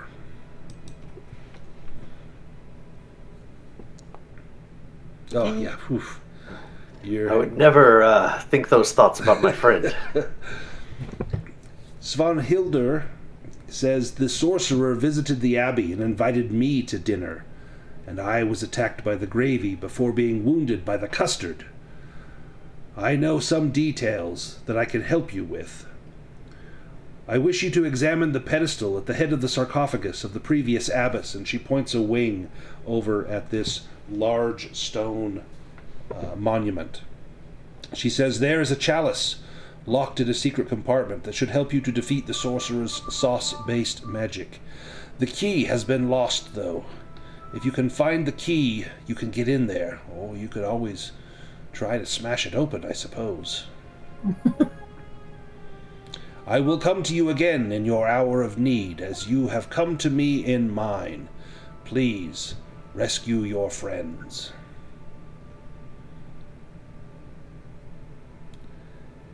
We will, and we are happy to help you. Thank you for your assistance. Blessed be the golden egg. Ah, indeed, blessed be the golden egg. And then she vanishes, and there's a small ring of frost on the ground where she stood. Gosselin's gonna just turn to the others and be like, was that everyone else's first ghost, or just mine? This place is crazy. I want out of here. Now, Your light warhammer might be able to smash open that thing. Yeah, do you want to smash open that compartment and get that chalice? Yeah, let's do it. Give me a hammers roll. It's one of your skills. Hammers. Okay. Oh yeah, it's bolded. What does that mean? That means that you are specialized in it. So when you make your character, your score will be double what it normally would be.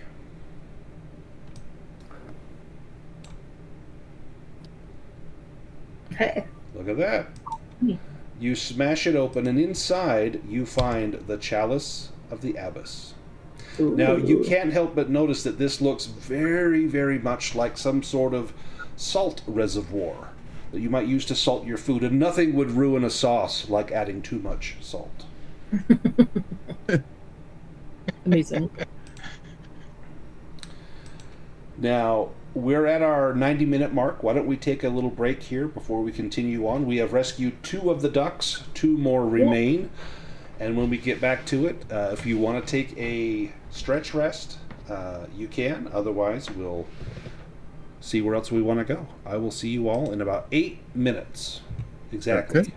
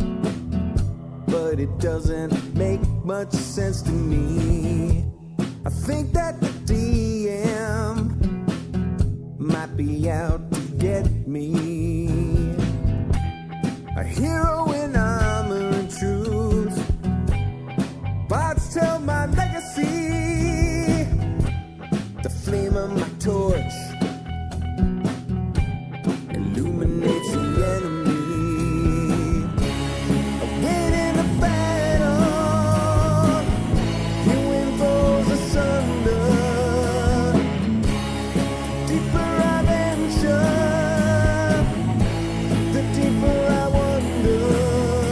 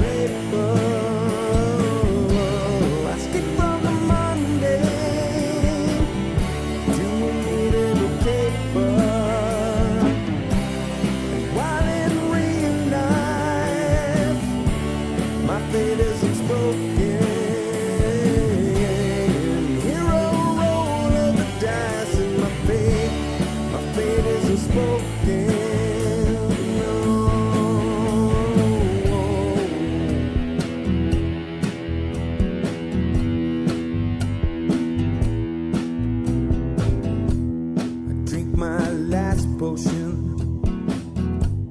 I charged through the open gate. The flame of the dragon tried to seal my awful fate with a handful of dice.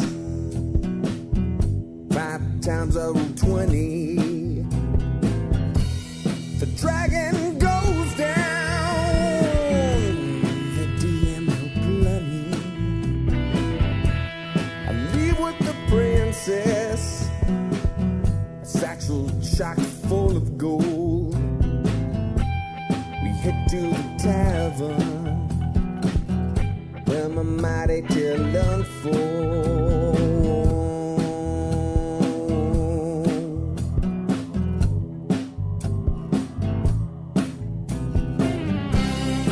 Crafted from numbers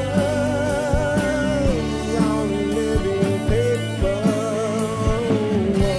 I skip from the mundane to a naval caper. While in real life, my fate isn't spoken. Hero roll of the dice and my fate isn't spoken.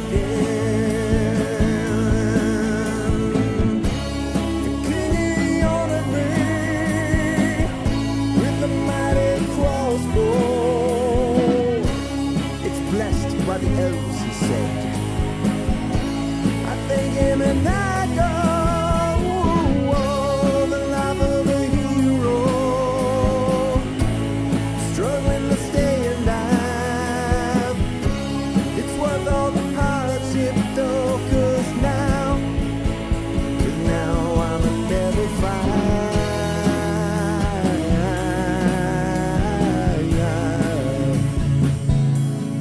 Level 5.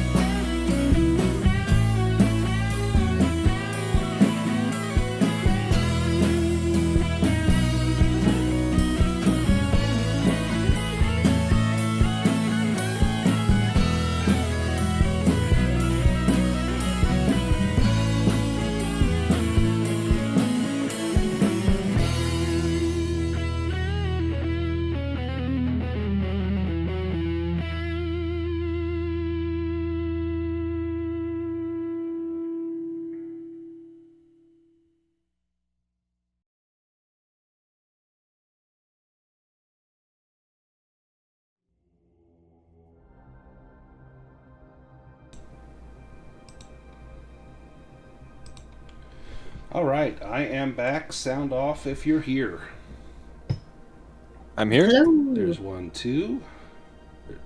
I'm here. There's 3. Do we have Duckleberry and Torvar? There's Duckleberry. Duckleberry. How about there's Torvar. Torvar. Excellent. We're all here. Let's jump back in. Now, we are still down in the crypt. We have located the chalice that looks quite a bit like a salt shaker. Anything else anyone wants to do down here before we head back up?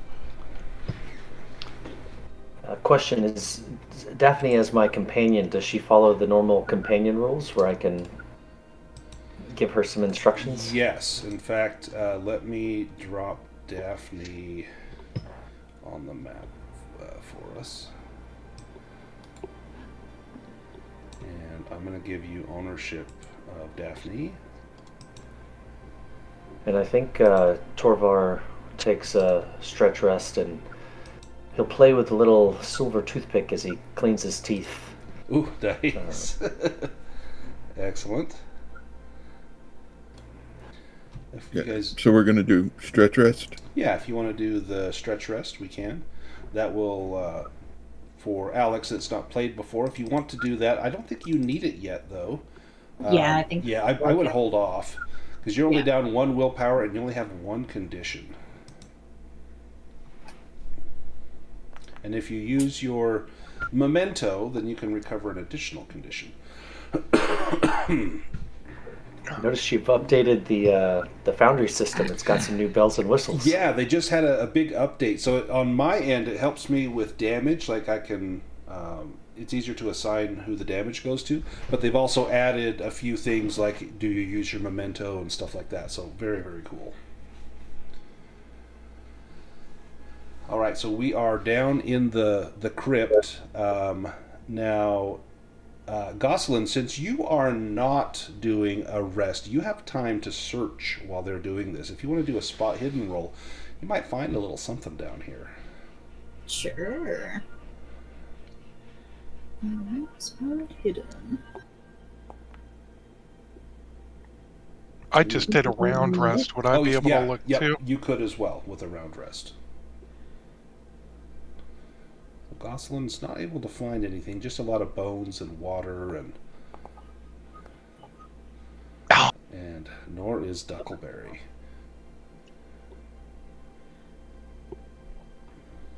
No more helms that look like cobras. Should we be worried about that gravy that escaped down the drain? It's likely it's gone out to sea. So who knows? Maybe it's been diluted. But one thing that you would know is if it hits that seawater, the salt will ruin that gravy right away. Now let's go. There's only one way to go. That's up the stairs. Let's go to the ground floor. Let me drag Daphne out here with us as well. So we've got some options here. We can take the stairs up, the ones that we just came, and we can go back up into the upper levels, or we can wander these halls. It looks like to the west, kind of on the Ductanian side, that looks like maybe guest quarters or sleeping rooms, and sort of where Torvar and Mandrake are. You're not sure what those rooms might be, but you can smell baking bread coming from the room to the north. And the room to the south, it smells... you can hear sounds like sizzling pans, bubbling pots, things being sliced and diced. So it's probably the kitchens and the bakery area.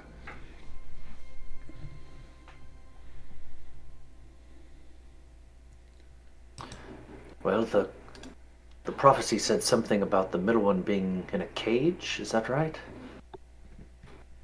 Yes.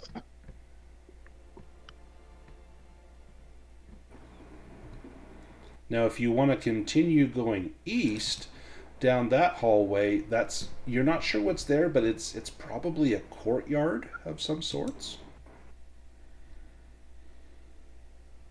Yes, looking at this map, there's something about a garden courtyard. Perhaps there'd be a cage in the gardens? It's worth it to check. Daphne, did you see anything as you were captured? Like Webster, were you taken by buccaneers? Duccaneers. Yes. Duccaneers? That's what I said. I was taken by Duccaneers, but I don't know exactly where anyone else would be, but I heard someone saying they were going to make crispy duck from one of them. I don't know who it was, but I worry that it may be too late. Something about low and slow cooking. Do you know where you find Duccaneers? Well, under their ducking hat. I was going to say out in the bay where there's that pirate ship out there, but I suppose under their hats as well.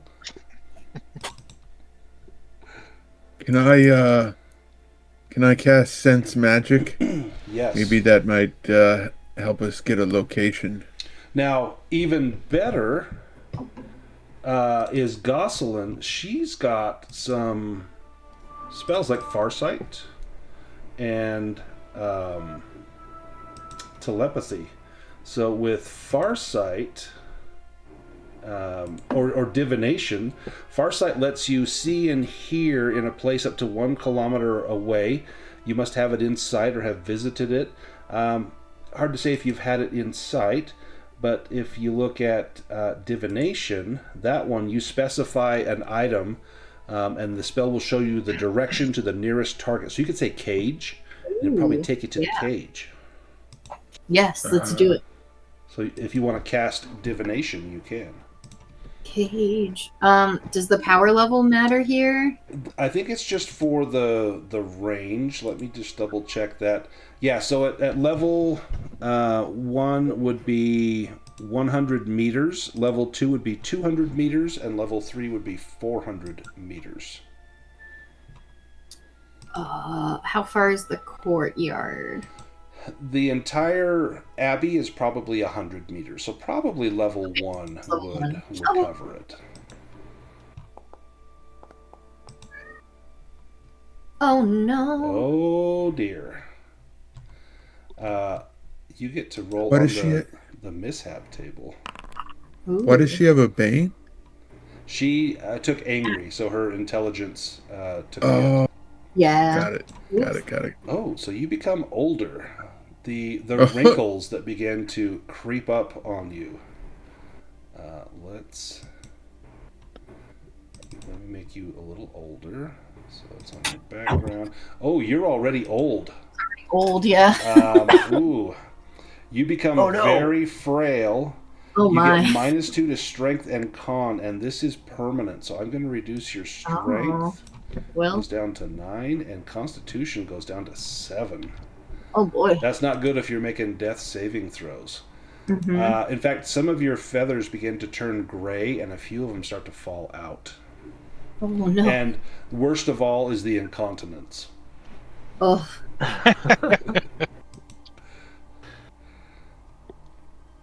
Yeah, your divination did not succeed.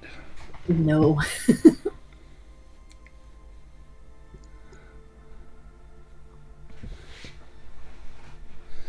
Now, Torvar, there is a smell coming from the south that is almost irresistible, and I will need... I don't think I can resist it. I think we should go to the kitchen, everyone. Quick, and I'll rush ahead. As you charge in, the kitchen is a bustling riot of noise and aromas. As pans are sizzling, pots are bubbling, things are being sliced and diced. In a quiet corner of the back, you see a man with flour stains on his tabard, having a drink and playing cards with someone you recognize. Why, it's that man that sold you the beak polish and the feather oil and the map. And he looks up to see you and says, "Oh, it's you. Have you used those things that you bought from me?" Well, why are you here? Well, I'm friends with the cook, but I'm afraid I must be going. Now, Torvar, the smell even further to the south is almost overpowering.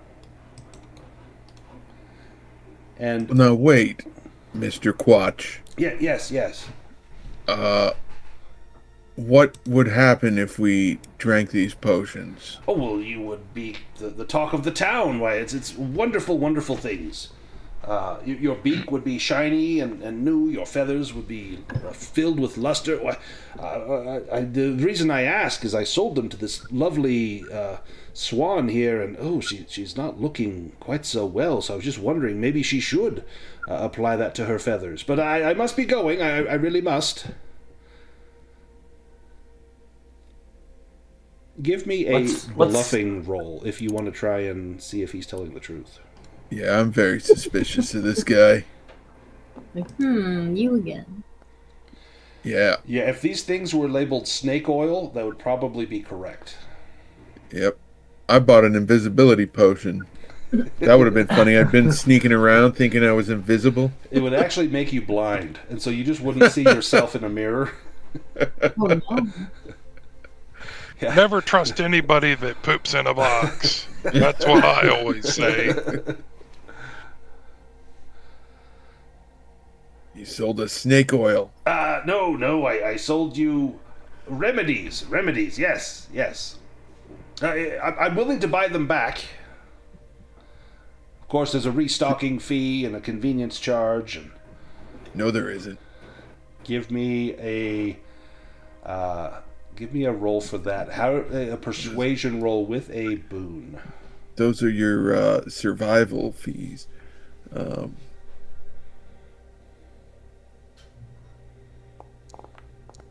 I don't know why he'd be scared. We can't hit anything.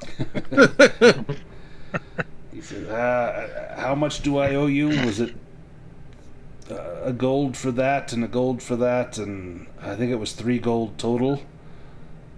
And he pulls 3 pieces of gold from his pouch, and he looks at it wistfully like he's so sad to see it go. And he hands it over and says, do yourselves a favor. Don't use those items. They're not maybe up to my usual standard. If we cross paths again, I'll have the real deal for you. I was running a special, as it was. I'm sure you were. Now, if you'll excuse me, I must duck out of here. Yeah. Oh, I see what you did there. Now, there are stairs that go from here out into, it looks like a courtyard over here, number 7. There's also a little bit of smoke coming from under that door down to room 10. Where the delicious smells are coming from. Yes, Torvar can smell it, and it smells good. He's gonna roll a will again. Are you gonna go in there? I don't know. It's I feel like we should smoke and follow, fire. which means But something It does smell delicious. could be cooking. Or something. Hopefully they're not cooking one of our... Yeah. Maybe should probably- just a little peek, and he'll crack the door open. If it's our friend, we should rescue him quickly. So yeah, let's open the door. Let me have Gosselin make an intelligence roll. Oh no, she's already down. Oh boy. Alright, Gosselin, come on. Nope. Mm-mm. All right. Torvard, you peek into the room. I do. This Uh-oh. cramped little shack has a tantalizing smoky aroma, a mix of aromatic woods, perhaps oak, beech, hickory, and even jubjub tree, curls down through the air into your nostrils to tickle your taste buds. Something, or perhaps someone, is suspended from the ceiling. It's hard to tell through the smoke.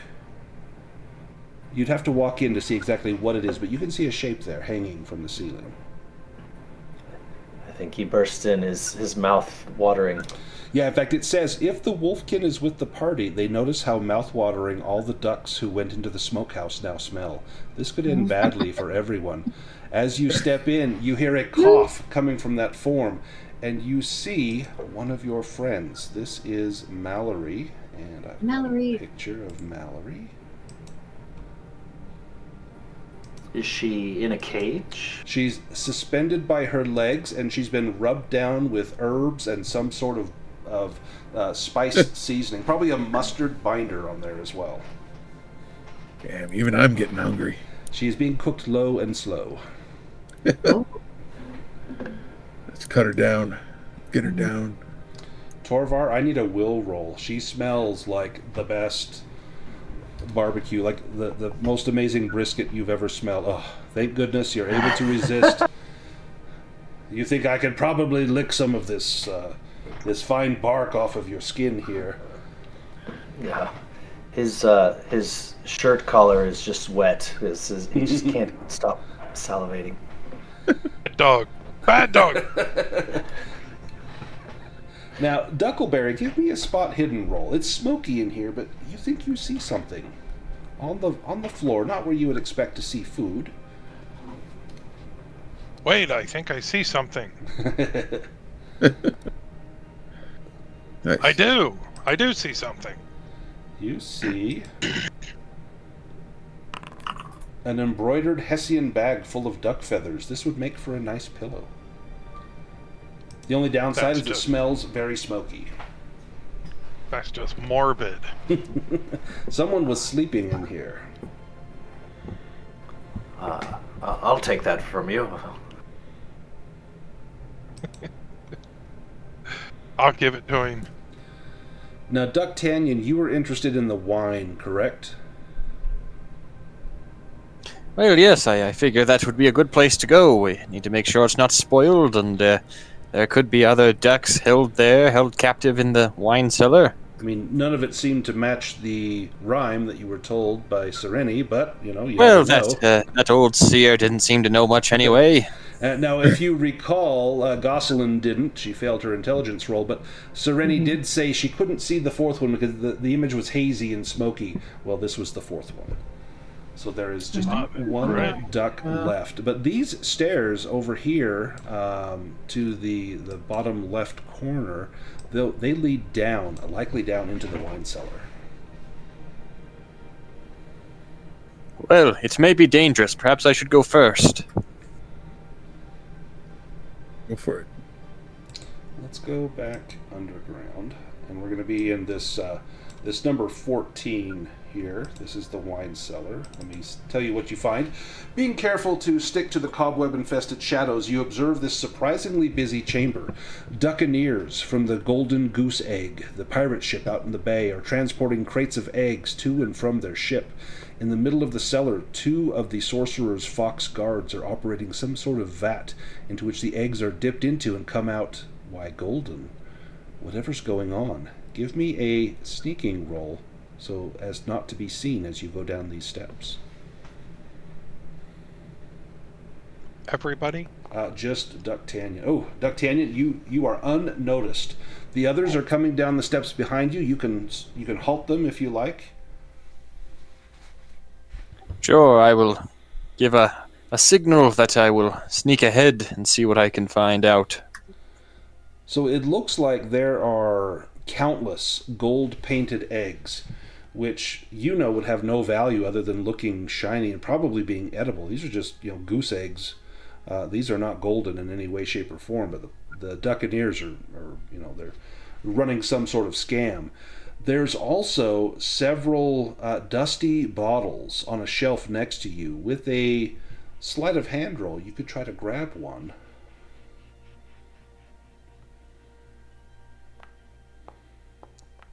Oh, nice. You get a dusty bottle. Let me drop it in here. If you can add that to your inventory. A swig of this old wine, which is badly stored, will likely heal a few hit points. Oh, this will certainly come in useful. Now, you could take on these Duccaneers, or you can leave them be. The choice is up to you. Any wine that heals willpower? None that you see from here, but there may well be some. Well, I couldn't see any, but it's possible that I didn't catch that.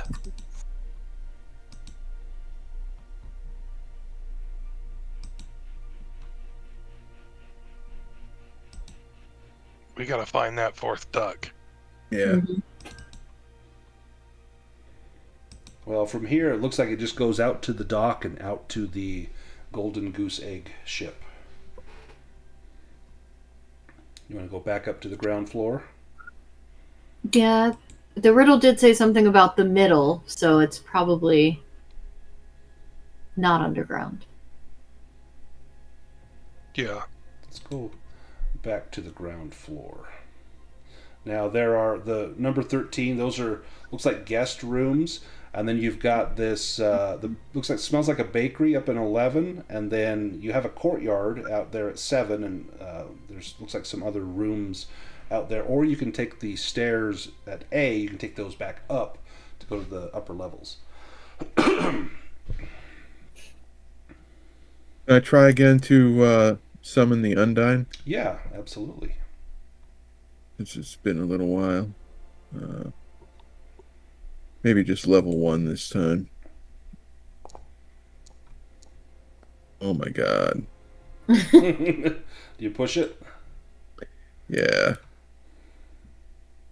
I want my elemental. Hey, I think I made it. Nice. There we go.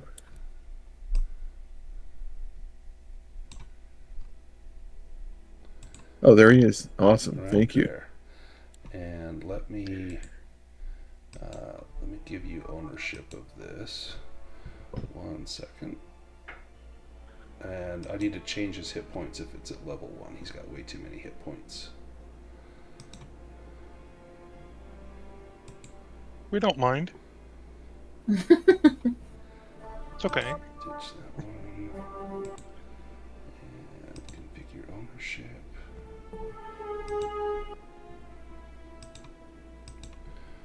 Alright, let's see. Level 1. Yeah, that's a good number of hit points. He should have 5 hit points at level 1. Yeah, fine. But he's got 25. I'm just going to change that to 5. There we go. Ignore the blood there. Perfect. All right, where do we go now?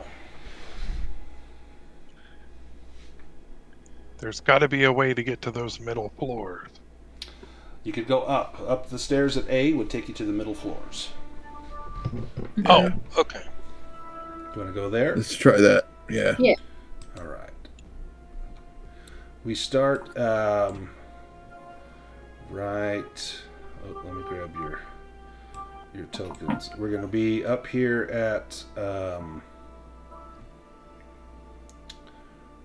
Let's see, where does it go? The level 2. So we're going to be. No, it's the banquet. Level 3. Yep, level 3 is the banquet hall. That's where A opens out onto. So let me grab the notes for that. Your eyes widen so much that they ache as you try to take in the sheer sumptuousness of the glittering banquet hall, which is lined with paintings. Seems that everyone is here, and they are here in style. Wigs in all the colors of the rainbow, and fine garments and jewelry to match. The clink of artisanal glassware filled with exotic liquors from far-flung places, illuminated by chandeliers aglow with brightly burning candles. There's a constant hubbub like a busy beehive as the guests in all their glory admire the epic St. Duckula feast laid out on the floor, set out on sturdy tables covered in the whitest of white linen which cascades to the floor. But as you enter the heaving throng, the burning question on your mind is, do you fit in or stick out like a broken wing? Here you're wearing slightly bloody armor, some of you still smell of béarnaise and gravy. You will likely not fit in well at all. Now, a careful survey of the dining tables reveals nothing that looks anything like a large cooked mallard. In fact, it looks like these are only the starters, so you are not too late to rescue the remaining duck. You also do not see the sorcerer Hoi-Sin. However, let me have Duckleberry give me a spot hidden roll.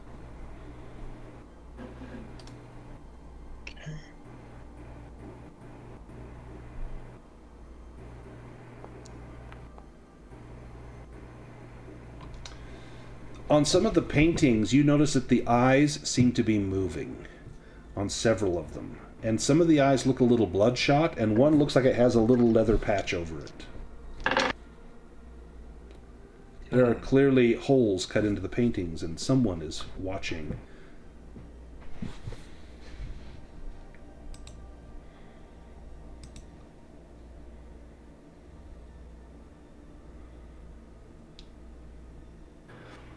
I think we should get out of here and go find Webbigail. Yes. Yeah.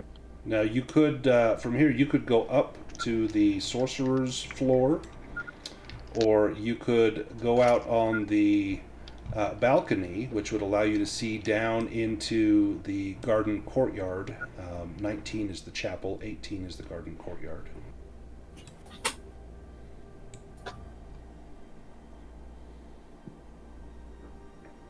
It could be worth a look into the courtyard just to see. I do have a rope. If you go out onto the balcony, You see that this was once a carefully tended garden set before a chapel, but it has been neglected, and now climbing plants have overrun the walls and arched trellises, sprawling across the space, while shrubs have shaken off their topiary forms of animals to become indistinct creatures. Several plum trees, their branches heavy with overripe fruit, give the air a heavy, sickly aroma. In the middle of the overgrown courtyard, there are several large bird cages wreathed in vines. Standing behind an ornate garden pool, which is choked with water lilies and fallen fruit, there are butterflies and big buzzing insects that flit listlessly between the fruit and flowers. The foliage obscures your view, but could there be someone in the middle cage? Torvar begins to tie a rope off on the balcony. I will need an acrobatics roll or seamanship to climb down that rope. Are we going, team? It Yeah. looks like Webbigail. She could be down here. Abigail. Torvar, you managed to get down. Does anyone else want to go down that rope? Yeah. Yep. We'll try. Acrobatics, and you can add a... I was going to say add a boon to that. So Gosselin, if you want to re-roll that with a boon, I will let you. Now that Torvar has made sure it's secure, and he can help guide you down. Duckleberry gets down. Gosselin gets down with a dragon. Woohoo. Your old bones get you right down. Mandrake with seamanship gets down. And wow, 3 dragons. Gosselin, Yeah. Ducktanion, and Mandrake. And Duckleberry, so everyone's down. Awesome. When you get down there, you can see that there is a mallard inside the cage, tied up, awake but gagged. And she's trying to speak, but you can't quite make out what she's saying. The cage looks to be locked. Could you speak up? She says. Didn't catch that. Something underneath.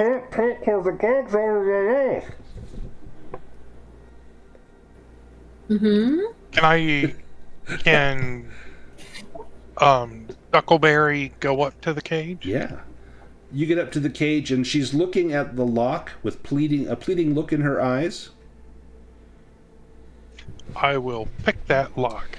Nice. Do you have lock picks? Otherwise, it's sleight of hand with a bane.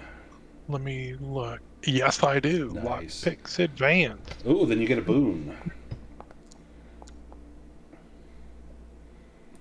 You pick the lock and rescue dear Webbigail. Let me get her picture for you.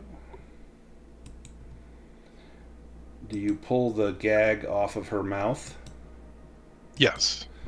She says, "Oh, I was trying to say I can't talk with this gag in my mouth." And then she says, you might want to look up. Oh boy. And Look up. as you look up, Yes. a command rings out in the crystal clear night air. And you hear a deep, strong commanding voice call out, "Illumination!" And above you, torches are ignited simultaneously around the balcony overlooking the garden courtyard, and you realize you're effectively in an arena. It's hard to see the lights, but it looks like many of the guests from the feasts have assembled, some even with opera glasses to observe the night's proceedings. And then you see a figure step out, a figure in robes. This can only be the dreaded sorcerer Hoi-Sin, up on the balcony with the other guests. And Hoi-Sin says in a plummy voice, "My fellow gourmands, allow me to start tonight's pre-dinner show. Quartermaster Blackbeak, the floor is yours."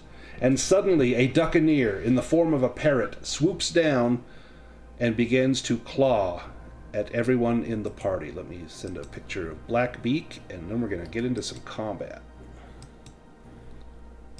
That is Blackbeak. With a hook. With a hook. Amazing. And let me get your Undyne here.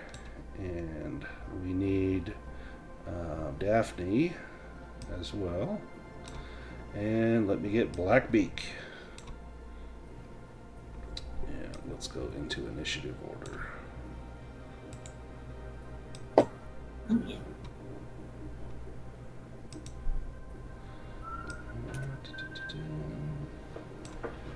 Grab everybody here. Alright, if you want to draw an initiative card, I will draw for Blackbeak.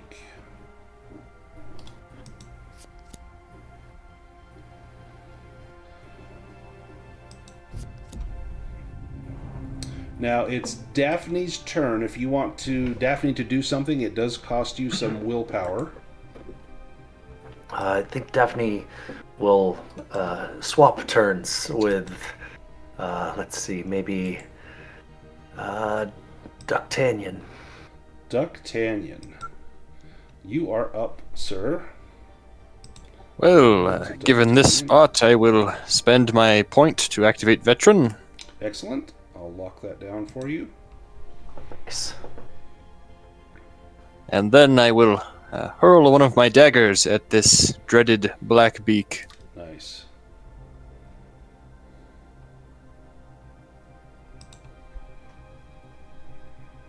I will also become ill-tempered to give myself a boon. Nice. Go ahead and take angry.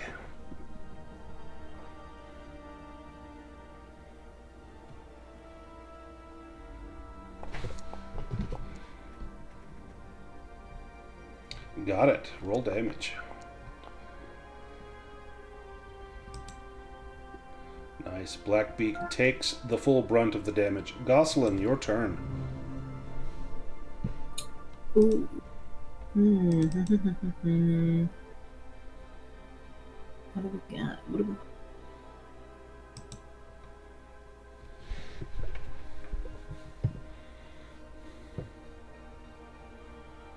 I think for now she'll just fire her light crossbow Okay. at the parrot.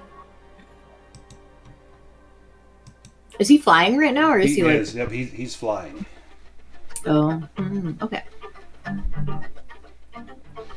Let's see how this goes. Oh, okay. What? Critical hit. You can do double damage. Noise. Double weapon damage. And roll damage. Great shot.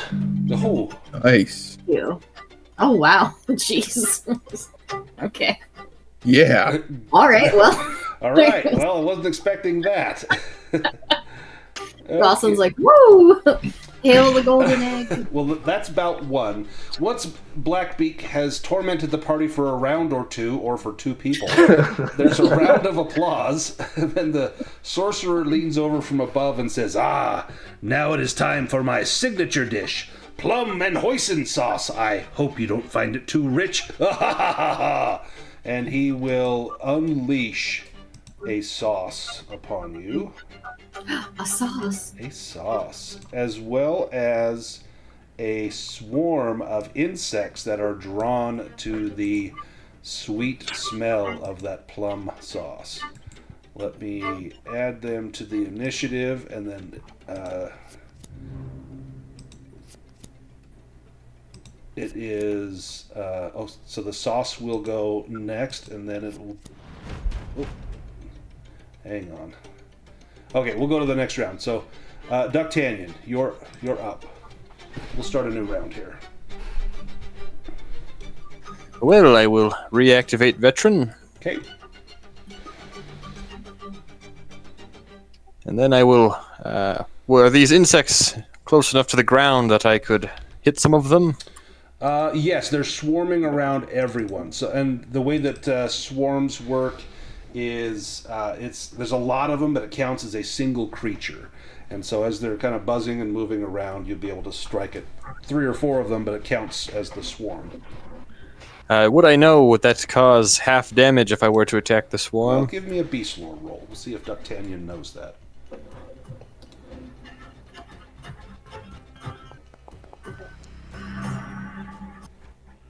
No, unless you push it, Ducktanyon's probably not aware of that. Although it would seem like if I'm swatting at a bunch of little bugs, it's probably going to be harder to kill them than one great thing.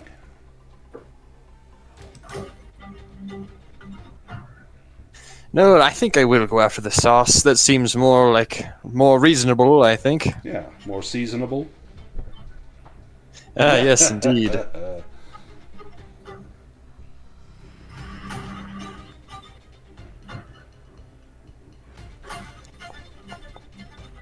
Oh, nice. With your rapier, you strike a huge blow to the sauce. The sauce will go next.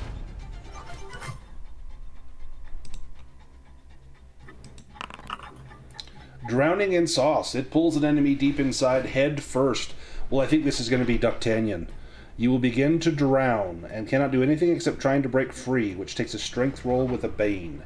Do you want to do fast footwork to try to evade this? I don't have enough willpower. Then you are drawn into the sauce. However, Gosselin, you're up next. All right, it's time to use the Chalice of the Abyss Yes. on the sauce. Come up here. So do I just target the sauce and then... So give me a brawling roll as you're trying to sprinkle this on the sauce, and add a boon to that roll. All right. Brawling.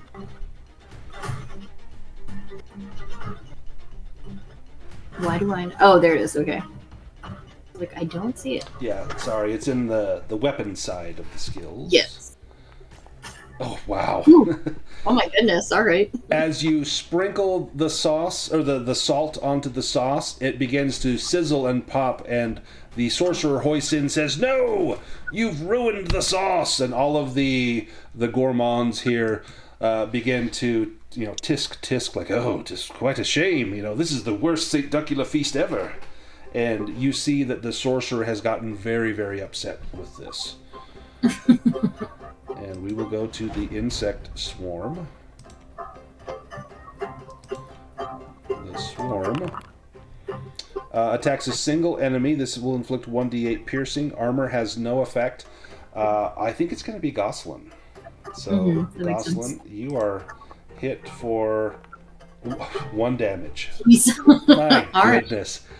If this was Call of Cthulhu and you had luck, you have like a 99 luck. Right? Duckleberry, you're up. Can I backstab the bugs? I'm gonna actually say no, but you can slash at them with your swords. Maybe one individual That's bug. fair enough. Ooh, almost a dragon. Roll damage. Nice. Now they take half damage because they are a swarm. And then my second wield. attack.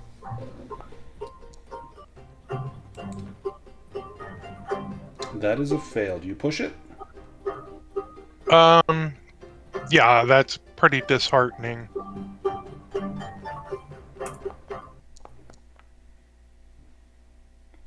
No. It was not meant to be. The swarm will go again. A mass attack attacks all enemies within 10 meters. This is going to be Duckleberry, Gosselin, Duckton, just those 3. For 1d4 piercing, armor has no effect. Ooh, 4, unless anyone wanted to try to evade that. In fact, all of you have taken your action, so unless you have fast footwork, you will all take 4, and armor has no effect. So then, Alex, do you see where to just click on the... Yes. Yeah, perfect. 3, 4. Daphne, it's your turn if Torvar wants to spend the points to make you do stuff. Torvar will call out to his friend Daphne, take my torch, and ask her to light it, and I've heard mosquitoes don't like the smoke. Ooh, Try excellent. to smoke them out. Yeah, I'm gonna give her a roll for this. Let's do a... I'm gonna say she's got like a 12 intelligence. If she rolls under a 12, Yes, okay. Smoke begins to fill the area, and for the next round, until Daphne's next turn, attacks will do full damage on the swarm instead of half damage. Mandrake, your turn. Yeah, I'm gonna move up and I'm gonna cast Gust of Wind, which actually does... Yeah, it's awesome on swarms. Yeah, it does D6 instead of D4 damage on swarms. So, let's try power level 2. Nice. Roll damage. Oh, wait.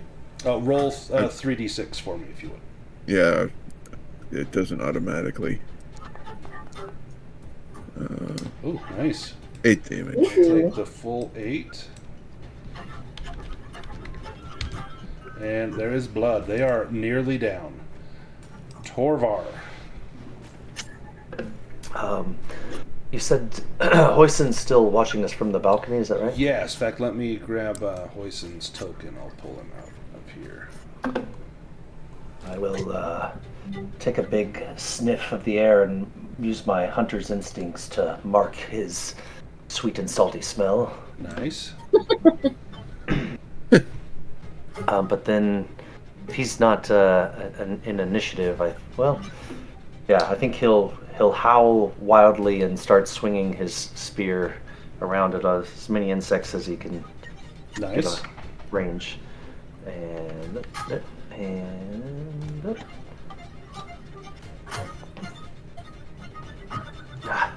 Do you push it? Yes, I think he's angry once again. Right.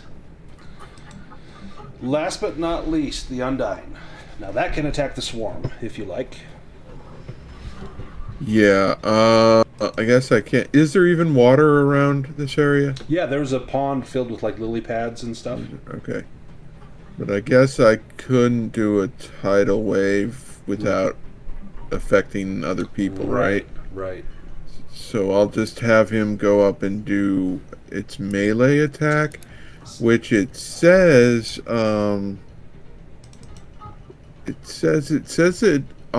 it hits automatically in melee. Yes. Let me grab the other Undying, and that will tell me. Let's see. I think I've got it listed here. So here it is. Wet Embrace hits automatically in melee, but can be dodged and inflicts 2d6 damage. Perfect. Armor has no effect. The swarm does not have an action to dodge, and so if you want to click that 2d6, will it let you click that? Yep. Nice. How does it take out this swarm? It would, like, Wet Embrace, it would just reach its arms around and just engulf them, and just, they would just be completely engulfed and drowned. Awesome. Until they're in a pool. Their wings are wet, their bodies are wet. Yeah. They cannot fly. The sauce and the swarm dealt with, you see that Webigail is in a poor state, and she's got blotchy stings erupting from under her feathers where the swarm attacked her as it was attacking the rest of you. "Save me," she says, barely conscious. And the sorcerer calls down his pirate captain, Griselda Goose. She says, "You will not escape. Not if I have anything to say." Let me pull out Griselda Goose.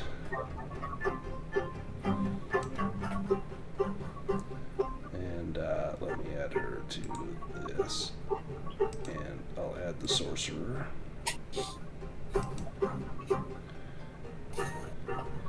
And we'll go to the next round, since that was the end of the round. Ducktannion, do you want the number 1 card?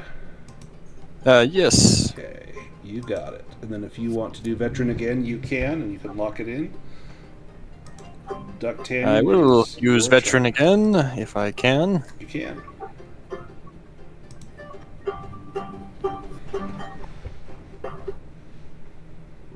And I will go after the goose. Nice. Get the goose. And while you're doing this, up above you hear the sorcerer call out, "Are you not entertained?" And there's a loud cheer.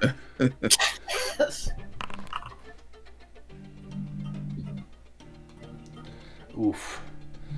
Your weapon gets stuck into an object, maybe like one of the cages. Griselda was standing near that. It'll take a strength roll to pull it out.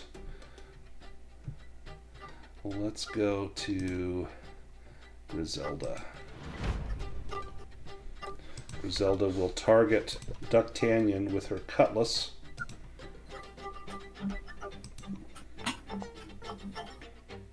That is a hit. Ducktanyon, do you want to fast footwork this? Otherwise you're getting hit. Do you have the willpower? I do not have the willpower. Ducktanyon is hit for 9 damage, minus your armor. Does that drop Ducktanyon? No, I don't believe anything could drop Ducktanyon. He's far too mighty for that. Oh, you're sitting on 3 hit points. Gosselin, your turn.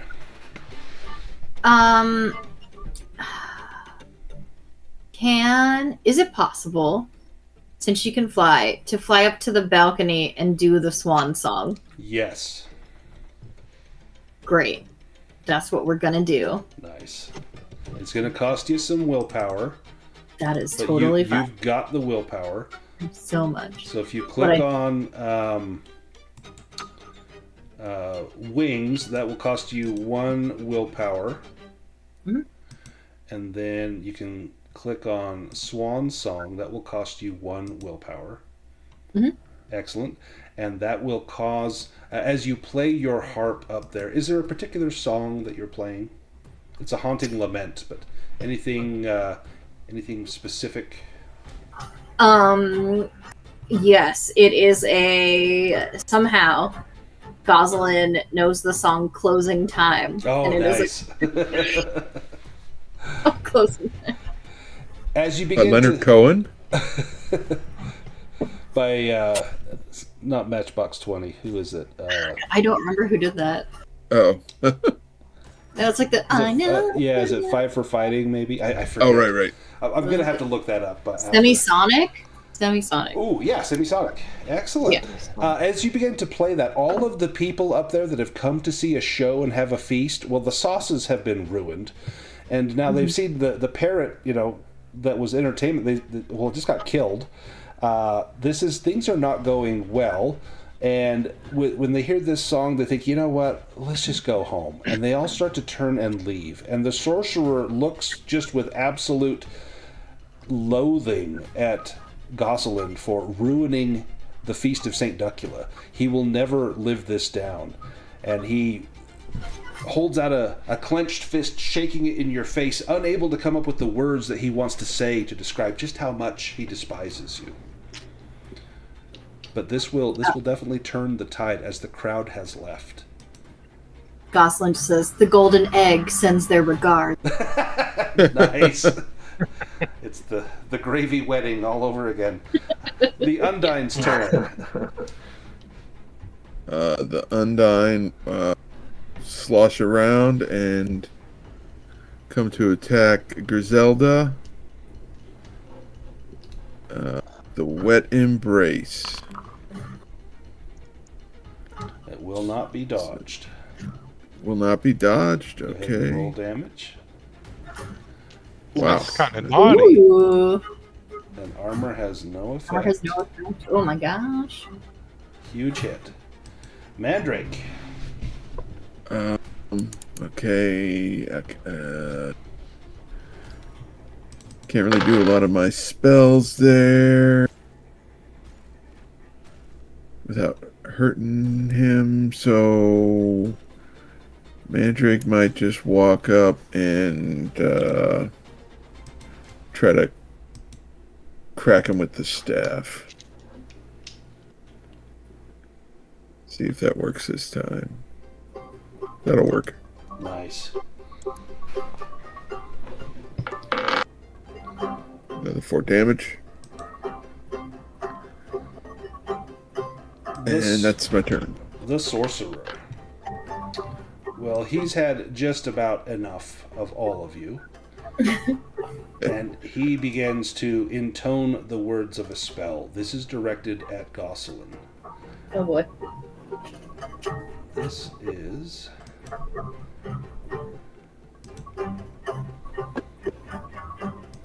a fire blast. Ooh. Oh, no! Oh, it says Duckton. Sorry, that was supposed to be at Gosselin. Oh, Yes. that was at level 2, so he takes 2d6 damage. It hurt itself in its confusion. Yeah. Oh, he takes 6 points of damage. How's it feel, kitty cat? You hear a wow! He is very angry. Torvar, you're up. Yes, Torvar will activate his 1 willpower for his hunter's instinct. Nice. And Take a boon Let against the loose sorcerer. let loose an arrow against that cat with a boon.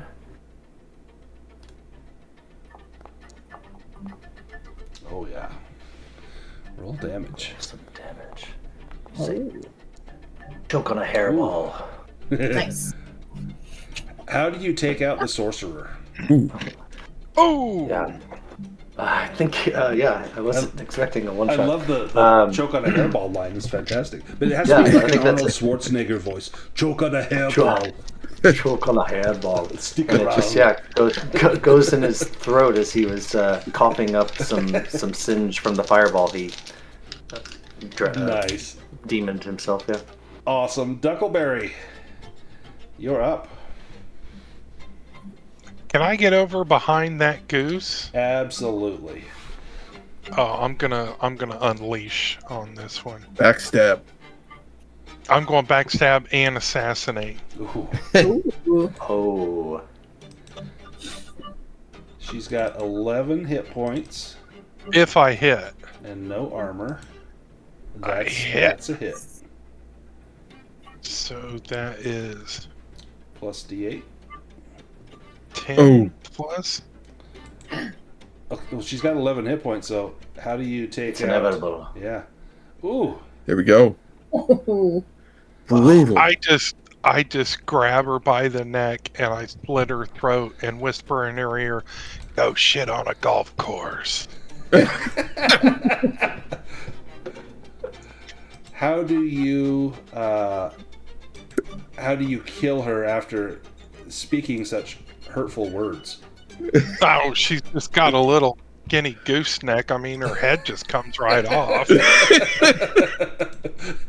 And she just starts running around, flapping her wings. Nice. The ghost of the abbess shows up, and she says, "You have done well. You have rid Quackton-on-Sea of the sorcerer. You have ruined the feast of St. Duckula, but now the feast can return to giving pond cakes to the needy and poor. In town, there will be a small celebration. There'll be a modest amount of pondweed cakes to go around. As all 4 mallards were rescued, the celebrations are especially joyous, and the mayor presents each of you with a quill and ink set worth at least 20 gold in recognition of your duty in saving the town. But even more so, as the new day dawns, you have many opportunities for adventure ahead of you. Do you hang around and enjoy the limited hospitality? Do you need to watch your back feathers? Might the Duccaneers or someone else be plotting revenge? Whatever you decide to do, you should do it together. Feathered friends forever." And that's the end of 5 Go Quackers in Duckton Abbey. Well done. Nice. Yeah. Hooray. Now, at the end of a session, Alex, since this is your first time playing Dragonbane, just like with Call of Cthulhu, you have a chance to improve your skills. If you open your character sheet, if you look at your skills, you will have... Some of your skills have a little gray circle with an up arrow on them. Those are ones that, because you rolled a dragon or a demon, we learn from our greatest successes and our worst failures. So you automatically get a chance to try and update those. However, excuse me, in the game there is a there's a questionnaire that you answer to try and improve your abilities. And let me see if I can find the questionnaire. I just had it, and here it is. Here's the question. So it's like with Vaesen. If you answer yes, you get a chance to roll these. So, did you participate in the game session? That's a yes for everybody. Did you explore a new location? That's a yes. Did you defeat one or more dangerous adversaries? That's a yes. Did you overcome an obstacle without using force? Yeah, we used the salt on the sauce. And did you give in to your weakness? That's so there's a possibility of 5. Now, I usually just house rule and say take 5, but if you want to play by the rules, that's the questions. So you'll be able to improve up to 5 additional skills. So what you can do, looks like you already tried to roll your bushcraft. So yeah, once you have the up arrow, you can click on it and it will roll. But if you want to pick 5 additional ones, because you did play, Alex, very well your weakness of a zealot. You were constantly talking about the golden egg and the Church of the Golden Egg. So you can take 5 additional ones. So just left click on the box of 5 additional skills. And then when you're done, we'll come back to you and you can click on those. If you just want to fail that roll, you want to roll above your score, and if you do, it will go up by 1. But let's, while you're choosing those, why don't we jump to Ducktannion? Do you know what you want to take for your improvements? And again, you'll probably never play Ducktannion again, but just for fun, we get a chance to do some improvements. So Ducktannion, if you're sure, ready, I have my improvements ready. go for it. Nice. Acrobatics goes up. Beast lore goes up. Awareness does not. Sleight of hand and evade do not go up. Nor does sneaking. How about some weapons? No. So a couple of them went up, but it could have been better. How about if we go to Torvar? Are you ready to improve yours? Yeah, I think his weakness was that he was afraid of silver for backstory reasons, but I think his true weakness was that he doesn't want to eat the ducks. Yeah, and you did really well at avoiding that. Yeah, except I think canonically he wasn't there to accept the quill and ink set. No one ever found the body of Goosilda, whatever her name was. Griselda Goose. Griselda Goose. You're sitting in the smokehouse, laying on that pillow, just eating a leg of smoked goose. Yeah. All right. Nice. Evade goes up. Excellent. Hunting and fishing goes up. Oh, demons are good here. Performance goes up. He has the bagpipes, but his performance was terrible, so he practices a little bit after a full belly. So we all thought someone was strangling a goose. It turns out you were just playing your bagpipes. How about if we go to Gosselin? Are you ready to do yours? Yeah. All right. So do I just click on all of them? Yeah, so just click on the up arrow, left click it, and it should roll it, and then if you fail, it will go up by 1. Got it. Yeah, just like that. And you failed it, so good job. So acrobatics goes up. Not evade. Brought it in. You put it on.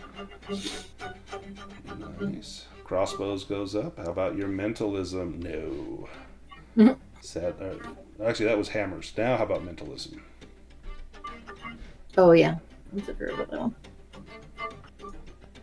Yes, mentalism goes up. Excellent. And if you ever get a skill up to 18, then you get a new heroic ability. Now, why don't we do Duckleberry if you're ready to go next? All right. Bartering. That was an easy one. Nice. Evade. Don't. Oh, nice. Sleight of hand. Nice. Sneaking. Nope. Spot hidden. And swords. Nice. A couple of good improvements there. How about Mandrake? Yeah. Are you ready to go, sir? Yep. Okay. Gotta try to get acrobatics up. Ooh, Yeah. nice. Oh, and awareness. Oh. Where were all these Yeah, rolls I in the know. adventure? Well, he He's was praising having those. Yeah, we were Self having the and- high ones. Nice. Seamanship goes up. Sneaking. Spot hidden. Sneaking. Oh, man. Jeez. Oh, failed. Spot hidden. Staves and then elementalism. No. How about your magic talent? No, that's the darn most it. important one. Darn it. Did I miss anyone? I think that was everyone. Awesome. What did you guys think of this adventure? I'm going to post the video here in a bit, and I'm going to link it to the guy that wrote it. They usually enjoy seeing these. Any feedback that you might have for the guy that wrote 5 Go Quackers in Duckton Abbey? It's very atypical of a Dragonbane session, but I thought it was actually like kind of fun because it's so campy and kind of goofy yet still dangerous and fun. And it's nice that all of these pre-gens are just terrible. Like that was also fun that we're all just incompetents. But anyone have any comments specifically for the author, what you thought, and any sort of criticism is also welcome, I'm sure. It That's delivers exactly what's on the tin. Yeah. Yeah, I think you know kind of what you're getting into, and I think that's what you get. Yep. Yeah. I thought That it was was so actually- cute. Now, Alex, as your first time playing Dragonbane, what did you think of Dragonbane in general? I saw that during our intermission you signed up for another game. Yeah, I want to see how, I guess, a non-campy version is. Nice, nice. But I thought this was a lot of fun. I really liked the characters, and I liked that. I don't know. I liked Gosselin, and that she was obsessed with the golden egg. Well, and I love how you got into her character. Like, you really got into her backstory and played her to the hilt. That was fantastic. Yes, but yeah, and the system was pretty easy to get to, so I had a blast. Nice. Any other comments? Anyone want to say anything? It seemed that like it was. That was fun. Yeah, it was fun. I was just gonna say that's the first Dunderdagger Oh, really? adventure That you've done? I've played. So Yeah, they're I've not never- generally not like this. So in Dragonbane in general is pretty lethal. Like I've probably killed I don't know how many characters. If you ask Reese, I've killed all of his characters. But usually, like, you don't survive long in Dragonbane, but it's easy to make a new character. And the Dunderdagger ones, there's a couple really tough ones, and generally the quality is really, really good. So I grabbed this right away. I'm like, I know I'm going to want to play this. Yeah, I actually backed this myself too because I wanted to check them out because I've heard good things about them. Did you get the other book, the Mervalda book? Yeah, Tales from Mervald. So yeah. that's got all of the other adventures. So like, I think they did the Iceberg Horrors. They did the Godwolf from the Crooked Mountains. They did a bunch of adventures. The Creeping Darkness is like one of my favorite mini campaigns for Dragonbane. Like, just amazing stuff in there. Yeah. John, you had a comment for us? Oh yeah, I was gonna say it seemed like there was a lot that we could have done differently, right? Like we could have climbed up and gone to the boats, or we didn't explore some. So I can see a lot of different variability in playing this one. Yep, so there's definitely. really 3 ways to get in. You can go from the top, either climb up or take the balloon. You can sneak in on the orange cart or try and sneak in through the front door, or you can take like the moat, and there's a sewer. There's not sharks in there, but there's some. In fact, I'll show you the picture of the nasty creature in there. It's pretty fierce. Let's see. There it is, right there. Oh. Yeah, Yep. that's what you'd bump into. So probably for the best that you didn't go that way. But it's fun because there's a lot of variabilities of how you can get in, and there's a few places you didn't go to, but you didn't need to. You got you did what you needed, and it was pretty fun. I thought it was a great adventure. I wish that it had more like battle maps rather than. Theater of the Mind's okay, but Dragonbane really kind of lends itself, especially on Foundry, to battle maps. But that's one thing I wish that it had was more floor maps rather than just a map of here's the rooms and the doors kind of thing. Yeah, especially because I kept thinking with the spells, they have all the ranges, and I'm Right. like, well, am I far away, too far away, or am I close enough? And, Right, and I would definitely agree with that. I think it needed maps, especially if you're going to play it online. So awesome. Any other comments? Yes, and the duck jokes were excellent and well played. Yeah, there were some awesome awesome jokes in there and little puns and things like that I thought were just great. I love that you guys went all in on the apothecary, the guy selling all that crappy stuff. So had you used some of it, had you used the beak or bill polish, it's what does it say? It's contaminated with rough sand, making the beak blotchy and imposing a bane on all charisma rolls. Oh my god! If you do the feather oil, is contaminated with beetle oil, giving a bane on all agility rolls.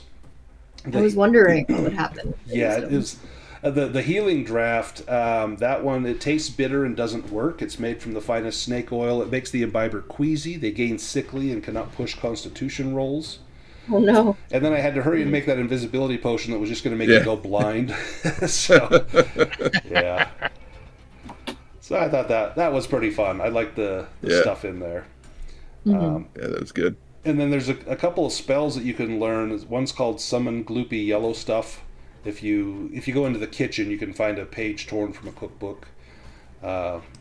There's a bunch of kind of interesting things like that. There's a few rumors that we didn't hear, a few things on the treasure table specific to the adventure we didn't find. So definitely has, if I run this again, it'll probably be quite a bit variable from how this was. So, Any other final comments before we sign off? Thanks as Nope, always. that was All right. fun. Yeah. Thanks for having me. I'll turn you loose. Yeah, thanks. Thanks for filling in at the last minute, Craig. I appreciate that. We did miss Luke, and hopefully we'll get him back. But he was definitely kind enough to give up his spot. And Craig, thank you for filling in, because Duckleberry was much needed in our adventure. Yes. Yeah. Awesome. I'll get the video posted here in the next couple of minutes, and I will see you all again very, very soon.